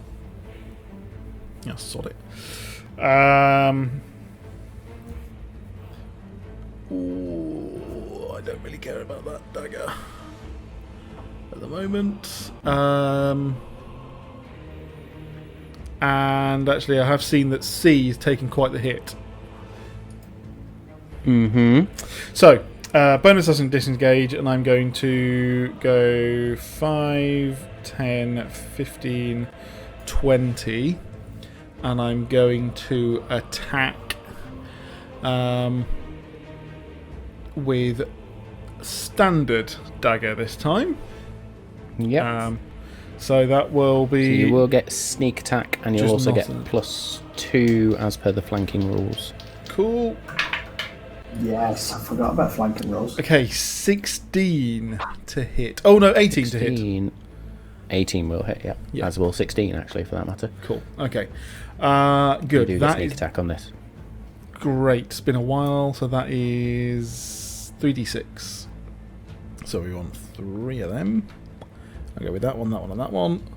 And it is one of those. Sorry guys, this has been a while. It's all good. There we go. We'll have that one. Okay, here we go. All of that lot.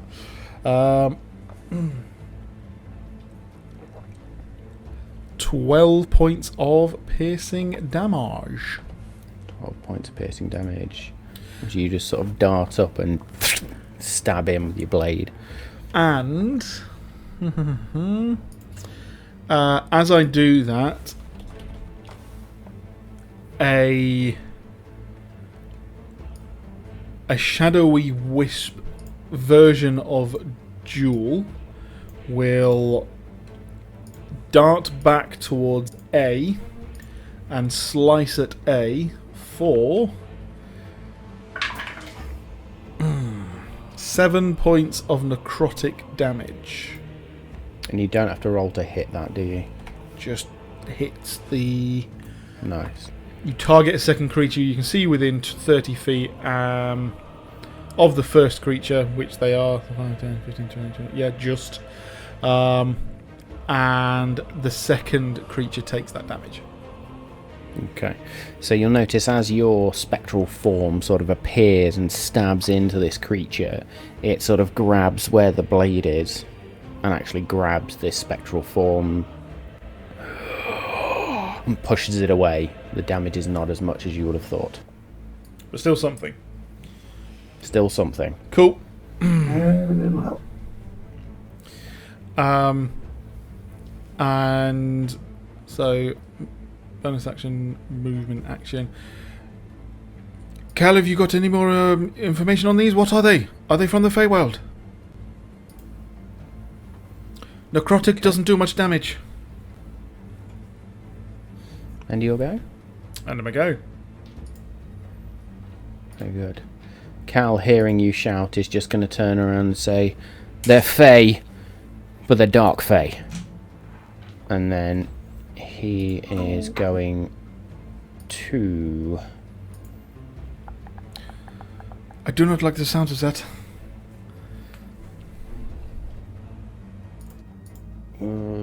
He's not a happy bunny. He is not a happy bunny. Okay, he is going to bonus action Misty Step.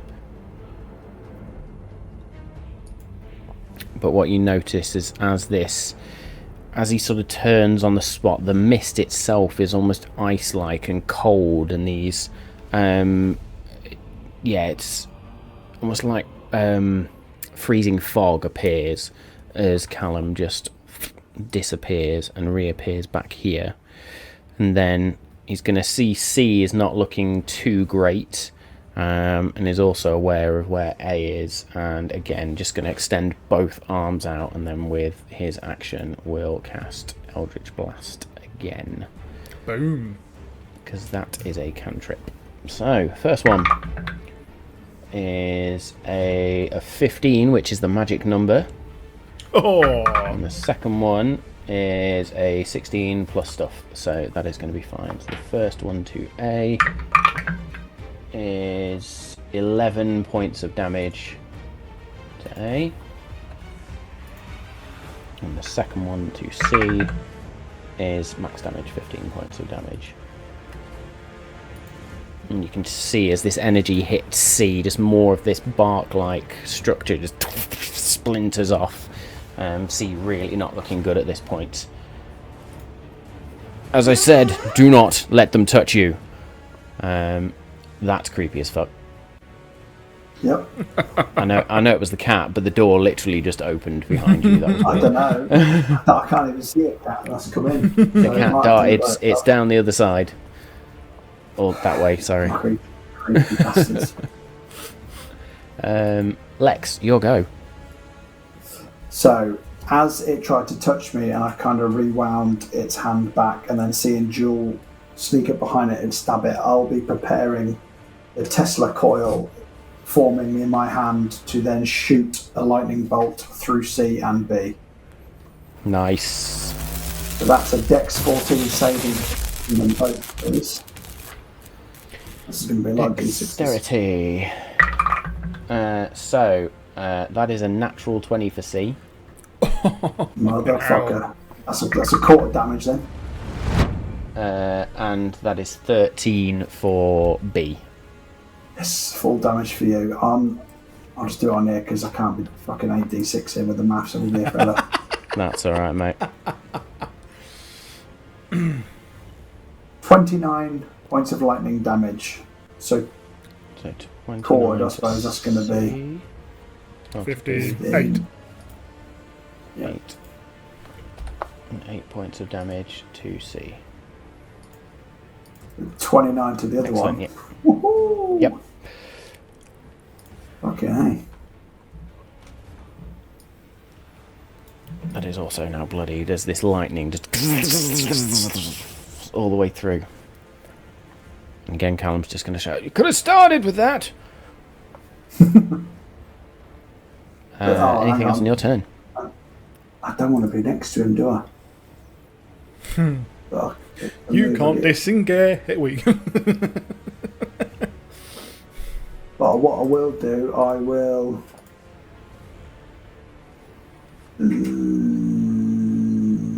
Where would I move to? 5. To there. So I'll take the risk on the opportunity attack. Misses. With a grand total of 9. To be fair, it was just been struck by lightning. So that tracks. In which case, A is then going to go 5, 10, 15 onto that corpse, and you just see it disappear into the corpse and then reappear out of the other corpse, and it's going to step there. That's fucking disgusting. Oh, thanks, Lex. Just leave me with this one. And both hands are just going to try and close around your face as it tries to do that touch attack twice. First one, natural 1. You're welcome. Good. Second one is an unnatural 20. Ow. Shield. Max damage, 14 Fuck points all of shield. necrotic damage. I'll take that. Okay. It was not bad. I'm glad we put 8 on this morning. Yeah. B then. What's B going to do? B instead is just going to reach out 2 hands forward, and Jewel and Callum, this black spectral hand appears next to you both and tries to wrap around the both of you. That is going to be a ranged spell attack. That is an 18 to hit Callum, which will hit, and then more to hit Jewel. Yeah. That's going to be 2d8. Where's a d8? Oh, the fucking dice. Where's a d8? There it is. Just a note. That's d10. Where's all my fucking d8s gone? There they are. So, Callum is going to take 8, 9, 10, 11 points of necrotic damage. That's the first bit of damage Callum's taken. And Callum can no longer regain hit points until the start of this creature's next turn. Jewel, you are going to take 7 points of necrotic damage, and the same applies. Both Callum and Jewel have... no, ignore me. That doesn't count. So, you both just can't regain hit points until the start of your next turn. Marvellous. We haven't got a healer anyway, so I think we're alright. Actually, that's also okay because the start of my next turn is next. So actually, that worked out quite no, well. the for me. creatures. The creatures next turn. Ah, okay. Never mind then. C then is going to try and touch you twice, Jewel. Fucking hell, that's an 8 for the first one. Woo! And 22 Balls. for the second. Which is going to be 6 points of necrotic damage.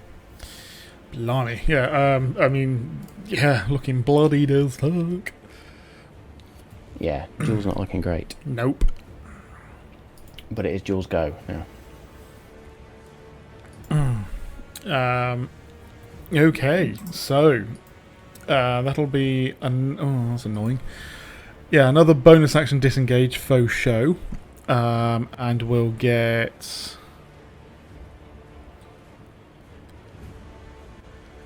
up to there. No, not. Sorry, not all the way to there. So 5, 10. Actually, back to Callum. That's a good idea. Back to Callum. And then we'll She hasn't done this in a while, but we'll look down on her right wrist. She's got this contraption hand crossbow, so she flicks that up and will fire at C with the crossbow. Very good. So that is then. Come on. That's a natural one. In your weakened state, as you sort of run back, and the crossbow bolt just arcs off into the wind. Jewel turns to Callum. I am better with the knives. I am not used to this yet. Oh, Malt. That's my go. Callum's just going to turn to look at you. Hold fast. We've got this. Don't let them touch you anymore. And he's going to concentrate both of his beams towards C. And this time, as both of those Eldritch blasts just... so, that is +8. First one is an 18. Nice. Second one is more. Nice. Because I can't do the maths on that off the top of my head. 16 plus 8, what's that? 24. 24. There we go. So 2d10 plus 10. 12, 22 points of damage to C. Seabed disappear. And C does. Hey. As these two Eldritch blasts, just first one lances out and sort of beans a hole through it, and then the second one, you just see the body just begin to disintegrate. And Callum will just smile. Well, that's one. Forgive me, Jewel. And then he is going to Misty Step again.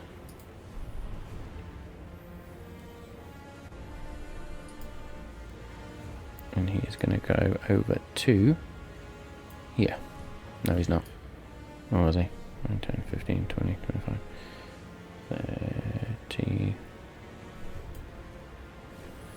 Is that 30 feet Misty Step? Yes, it is. Oh, and So, who said that chivalry instead- was dead? Seriously. 15, 20. Both of you 25, leave me now. 30. So he's going to get to there, where he's got a vantage point on both of these creatures. Just keeping the battlefield open. That will be Cal's go, straight over to Lex. Wide open. I will, as he's just grabbed my face, I will kind Grab him of back.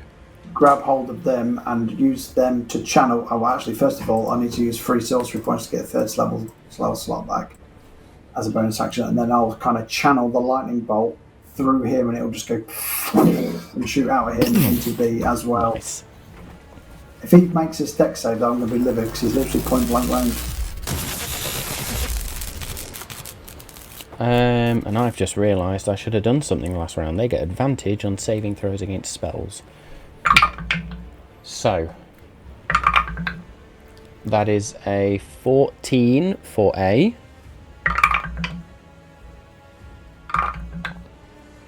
And Can I an restore 11 balance on for one B. of them? On the one that... Can I restore balance on the advantage on the first one? You can, which means it was a 4, so both of those are going to take full damage. Yes! Oh, that was brilliant. Nice. Can you restore damage balance? Is that a bonus action, or is that fine? It's a reaction. Oh, well, there you go. Fuck it. You're done. Go. Right. Where is it? There you go.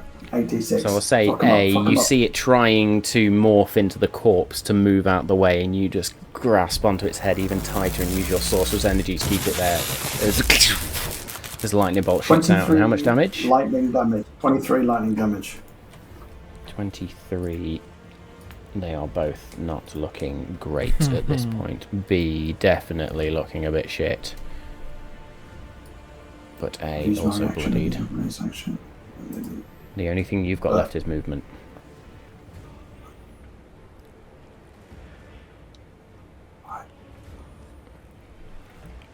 That's as far as I can get. That is an 21 to hit Oh, fuck. with an opportunity attack. Yeah, me trying to help Joel. Took one on the chin. That will be 9 points of necrotic damage. Oh, that's not too bad. He'll live. That would have put Jewel unconscious, but...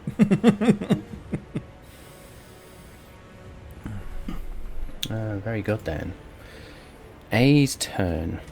A, from where it stood, is going to turn and it's going to just open its hands out and reach forward. And again, these black spectral hands are going to loop around Lex and Callum this time. Oh, no. That is going to be a 22 to hit Callum, but Callum, you just hear him whisper this word in Sylvan. He's going to use Silvery Barbs to cause that a reroll, which is great because that's a natural one. So that doesn't hit Callum. Bard. And the one that's going for you is a 16 to hit you, Lex. Bugger, I've already used my reaction for shield. So, yeah, that hits. Cock. Bugger. You are going to take 11 points of necrotic damage, and you cannot regain hit points until the start of A's next turn. I am bloodied. I'm 14 hit points.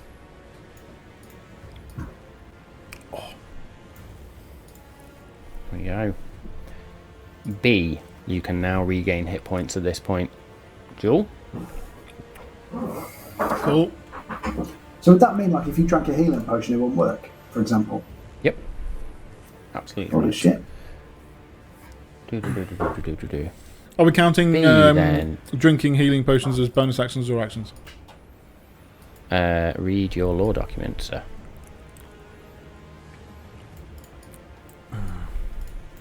What, are you going to do one as a bonus action and an action? 5, 10, String 2. 15, 20. B is just going to step right in between you and just reaches the hand out either side. So to hit Jewel, that will be not great. A 15 to hit. Hits. It won't be in the law document, will it? It'll be in that one-pager intro thing. Which It will be near one page. Oh, To yeah. hit Lex, it's a 21. I was going to say it's not in that one. Fuck. Yeah. So, Jewel, that is 8 points of necrotic damage. Oh, you fucker. One Lex. hit point. That is 13 points necrotic damage. What are the fucking odds of that? Man. We're both on one hit point. So that is their go. Jewel, you can regain hit points now. I would. Really? Shocker. That's amazing that you say that. I don't know why you say that. Have you found the document, or do you need me to go get it for you? No, I was just going into Discord because I think that's where it was, wasn't it? It's fine, I can pull it up. Campaign, One pager. Here it is. I got it. Rules. Drinking a potion costs an action. I just had to double check. So there you go. Cool. Close that, close that. Got too many windows open. That's the wrong one. Also the wrong one. There we go. Well...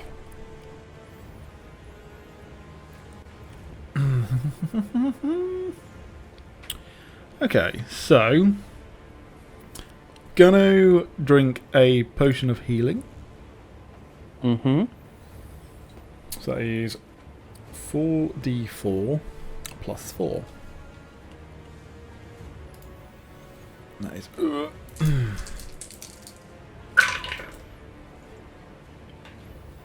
oh, nice. Not bad.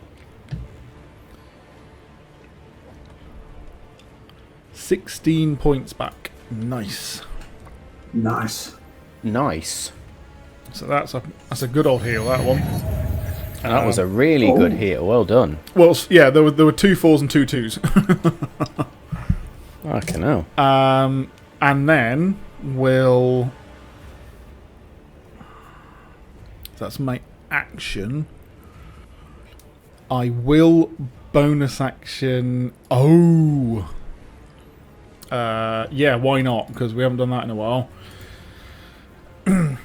Well, if everybody is doing it, Lex, I'm sorry, I have to go. And we'll bonus action Misty Step.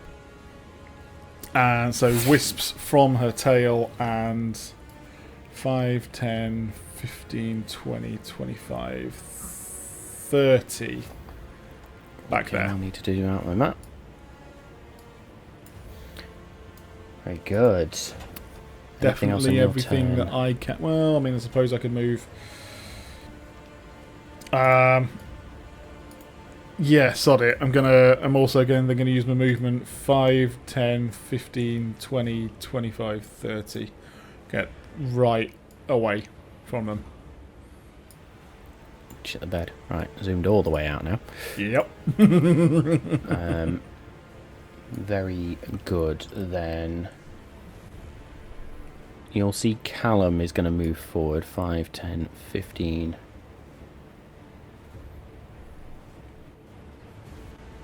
No, he's going to move to there. Missing my action. And the eyes just... the eyes begin to glow. And that pinkish glow begins to beam out. And you can just hear Callum speaking in this strange ethereal voice. Listen to me now. And listen good. We are not your enemies. I need Lex and B to make wisdom saving throws, please. 5.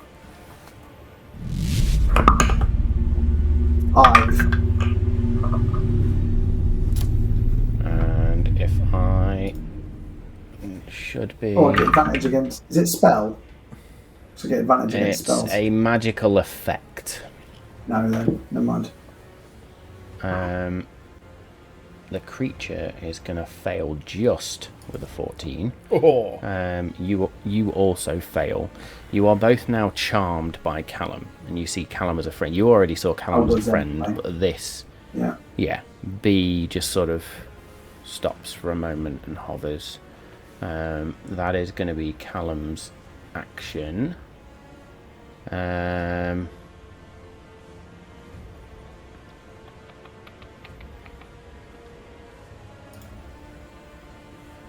And then as a bonus action, what have we got? How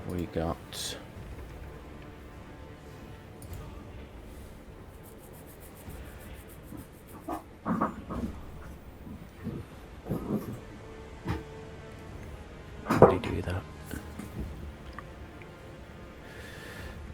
Okay, he's going to cast Hex upon A. Cool. And I just need to do a measurement. Yep, that's excellent. And that willing, no, that's so concentration.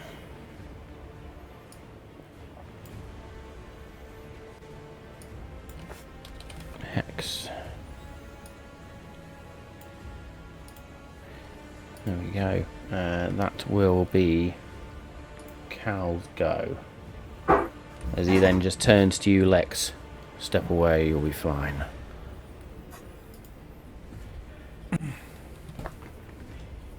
Is it me now? I do. So I'm obviously going to smash a healing potion in. What do you thought? Are you? 2. Up the Which boat. mean am I? You can't regain hit points till your next, till the creature's next go. Beginning of the creature's next turn. Fuck. You've got to hope that it won't attack you now. Oh, that's changed what I was going to do. Okay then, fine. Fine, I'll do it myself. And I will do a chromatic orb. I'll twin spell it using my last 2 sorcery points. Because I'm going to cast it at 2nd level. And fire damage at both these motherfuckers with... So it will be at disadvantage for B because you are in melee range. and a ranged attack is always at disadvantage when you're in melee range. I'll restore balance to myself. Very good. Let me just check I can do it to myself, actually. Does When a sorcery points creature I cost can you a see bonus within action? range, within 60 feet, is about to roll with advantage or disadvantage. Doesn't say I can use that on myself. Seems odd.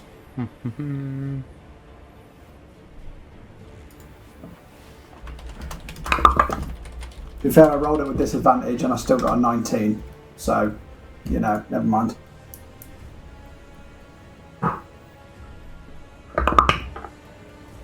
You're a creature, you're not blind. So yeah. I mean, it works anyway if you want to do it. Anyway, didn't I, with 19? It's good to know for the future, though. But yeah, for the future, Yeah. you can restore balance to yourself. Cool. And then, ironically, the one that's further away, I got a 12, so I probably missed. You did miss with that one. Okay. So I hit point blank range and I missed the other one, and this is 4d8.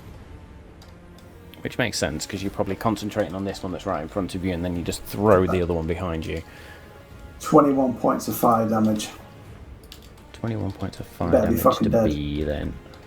There's this orb, chromatic orb, you just hold it, and rather than throw it, you just sort of push it through this creature's chest, and it just burns a hole, and eventually the whole creature just burns away very quickly.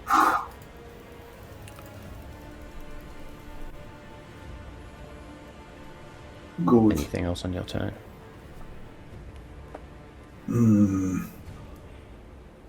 Now I can't heal myself. Move. So, no. No, I've got nothing else to do. Apart from, actually... So free tip, 5, get the fuck 10, away from it. 15, 20, 25, 30. Hopefully it can't reach me now, unless it dashes. Well, no, unless it pops through the bodies again, but we'll see. Oh, fuck a duck, it can do that, actually, yeah. I'll go off the map downwards.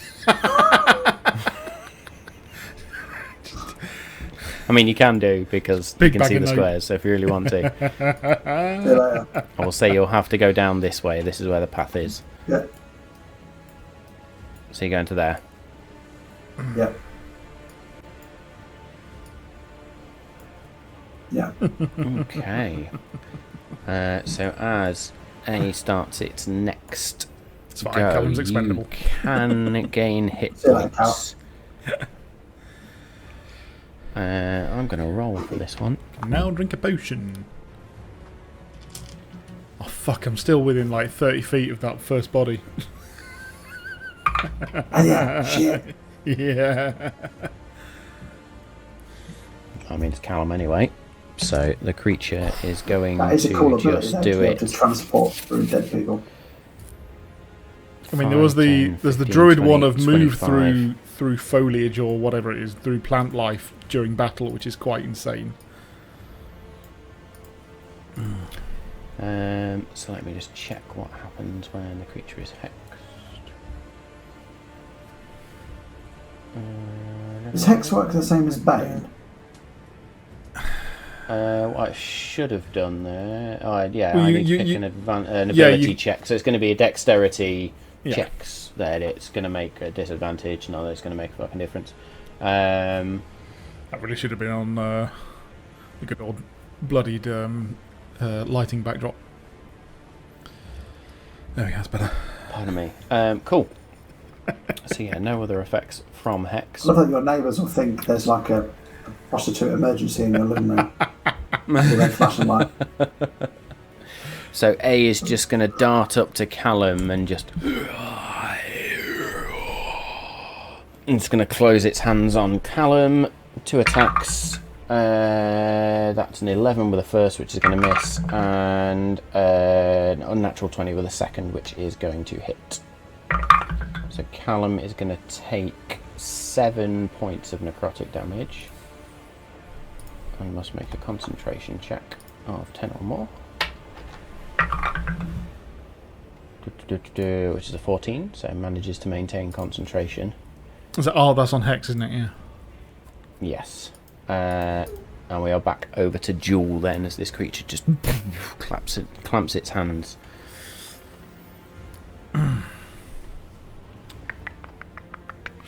Right, quick measurements. Whee! I mean, do you want a bigger ruler? Fucking hell. I've no idea why it shows that, but...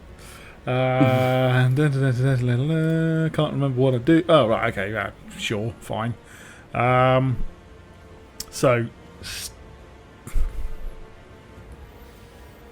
Sure, steady aim, bonus action. It's a disadvantage from the distance. So it's a straight roll. So it's a straight roll. Yeah, I know I won't. But will I get sneak attack if it hits because next to Callum? Oh yes, sorry, it's engaged. Yes. Yes. So a standard roll. Well, I'll see if this works. On the crossbow for a crossbow bolt. Yep. Garbage again at 12. Streaks off. Do I really want to do anything else? Don't know what else you can do with a bonus action apart Not from really. Step again. Well, I've already bonus action to make some steady aim anyway. And I really don't want to get close to this thing. So, yeah. That's it. I'm done. Okay, that is you done. No even point to bonus action hide. 'Cause again, I can't. Cal then is going to use a bonus action to immediately deal some psychic damage to this creature. Nice.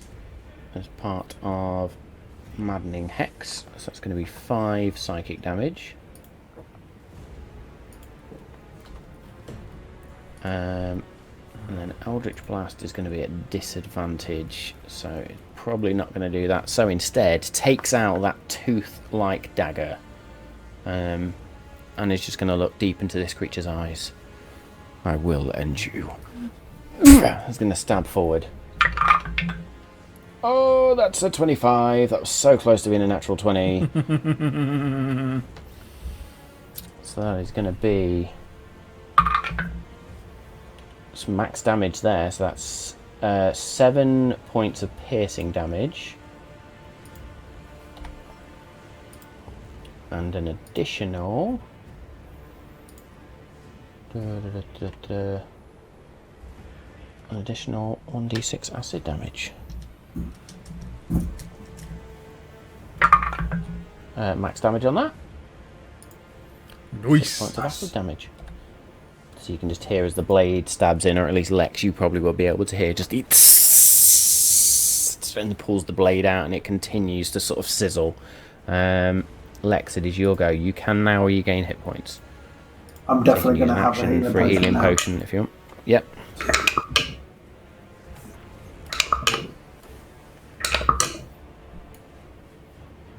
Ten. Literally, I've got a 2, a 1, a 1, and a 2. Oh. I mean, 10 hit points is better than fuck all, so. And it is better than nothing, having it. Still on 11. And then, not a lot I could do, to be honest, other than I bonus could. Actions. Yeah. I've run out of sorcery points. Unless I give myself Dragon's Breath. That's a bit too late in the day now. So, no. I will call it there. None of my bonus actions are going to help me or anyone else. Okay, so you simply take that moment. I'll save my spell slots in case I need it for my reaction spells. So you take a healing potion, and as you drink that healing potion, you can see where your skin is literally looking so drawn in as you sort of lift up the sleeve of one of your, or one of your sleeves on your jacket. You can see where the skin looks like it's almost showing. It's sat so vacuum sealed to the bone almost. And as you drink that healing potion, the skin begins to swell once again with life. That will be your go. A is again just going to look towards Callum. And it's going to place one hand this time immediately against Callum's chest. Natural 20. Oh, Fucking fire. hell. There's no notes anymore. 8, 9, 10, 11, 12, 14 points of necrotic damage to Cal. Which again is a concentration check of 10 or higher. 17. X is still up. And then flip a coin. No, that one.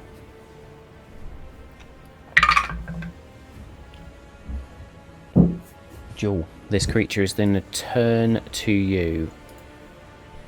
And that palm is going to reach forward. And you are definitely in range. Bollocks. And this spectral hand just... It's going to try and reach around you. Not give you a reach around, but it's going to try and wrap around you. That is an 18 to hit. Yeah. Fuck. Yeah. I've not got any spell slots left for counter spell either. Oh. I mean, the damage was shit. That is 5 points of necrotic damage, but you can't regain hit points until the start of this creature's next turn. Still don't care. I'm using Uncanny Dodge. I know it's a measly amount, but at this point. So, 3 points. 3 points of damage. Can you on spells? I always forget. Is it only on melees? That's a very good point. When an attacker you can see hits you with an attack. Oh, nice. There you go.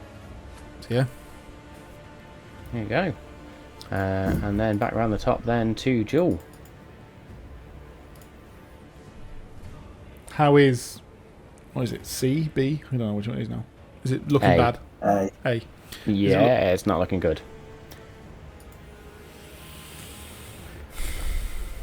Okay. After getting smacked with that, she's going to say, enough of this. And is going to... I don't think that's going to be anything else. Yeah.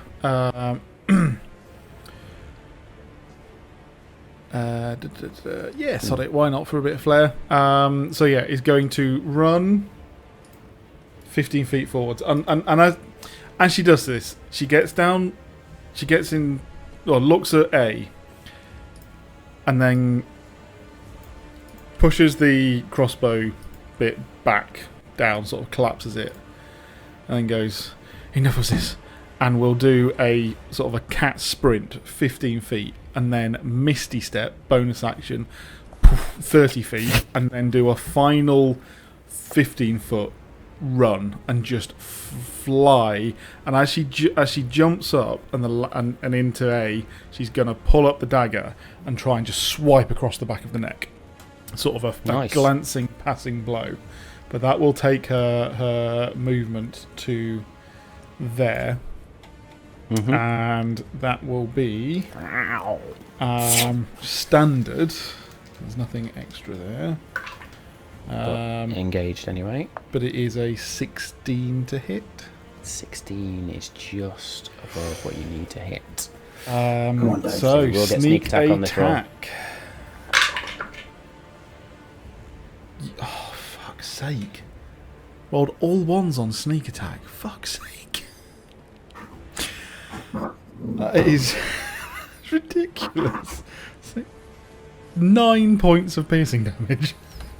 9 points of piercing damage as you growl and run forward and just... But you do notice that you've cut quite deep into the back of the neck and it's almost like the head flops forward slightly before reforming. This creature really not looking good now. Anything else in your turn? You nearly had the killing blow with that cool move. Oh, that would have been so cool. Because the image of full sprinting and then just disappearing and then coming back. Full sprint, like point blank. That's exactly what I was hoping it was going to be. With the momentum as that as well. And then that was bonus action. So can't do another bonus action. Oh,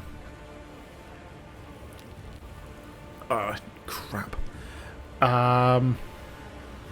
Yeah. I'm not going to move. I'm done. That's my go. Okay. it is Cal's turn then. Cal is going to use an action to try and grapple this creature. Cool.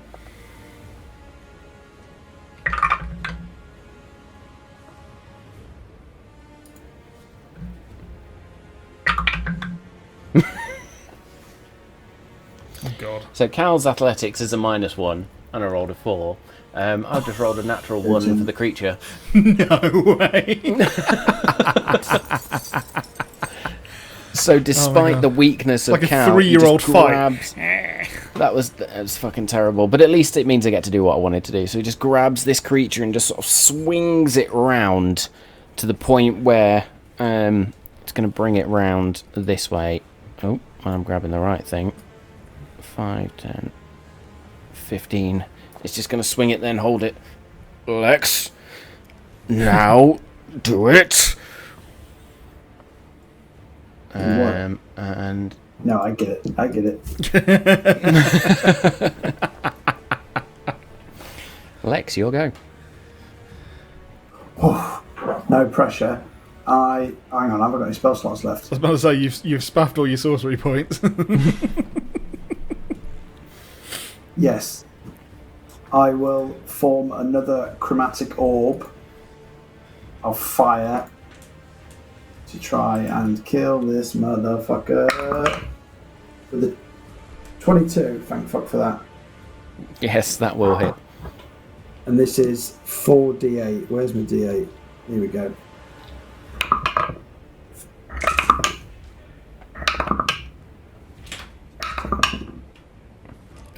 Dice ASMR. 22 points of fire damage.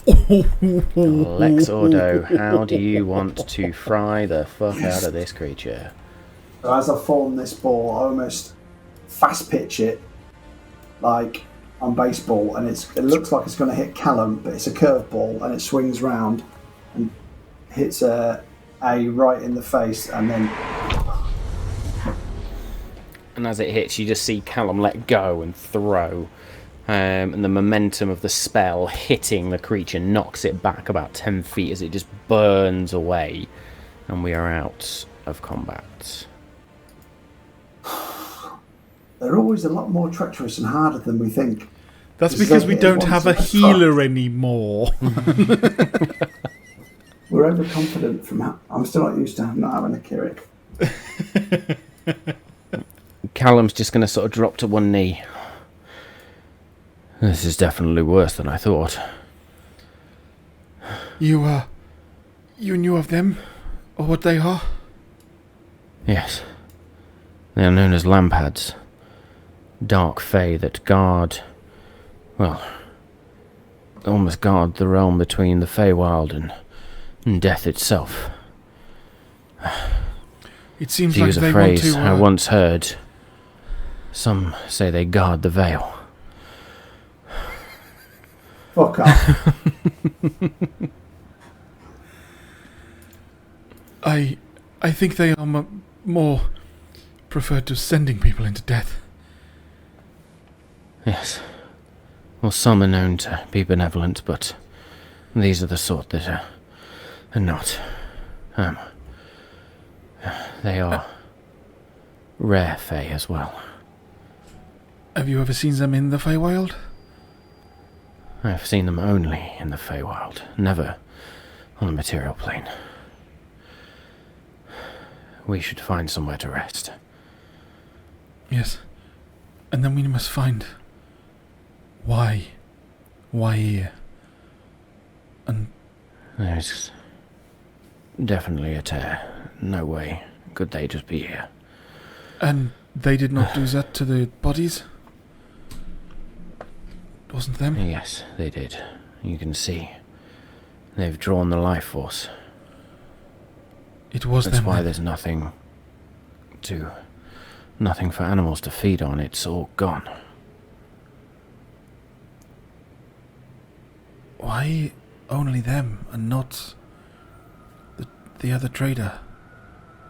Gareth. Maybe they had their fill. Or maybe there was 3 creatures, 3 bodies. We've only found 2. As they said, the little one. Oh. Yes, of course. Sorry, I am just suspicious of Gareth. How he could have survived such a thing. A question for when we get back. Lex, are you okay? Not really. That took a lot out of me. Indeed. You must rest. We don't have enough healing potions. Well, they are in short supply, I'm afraid.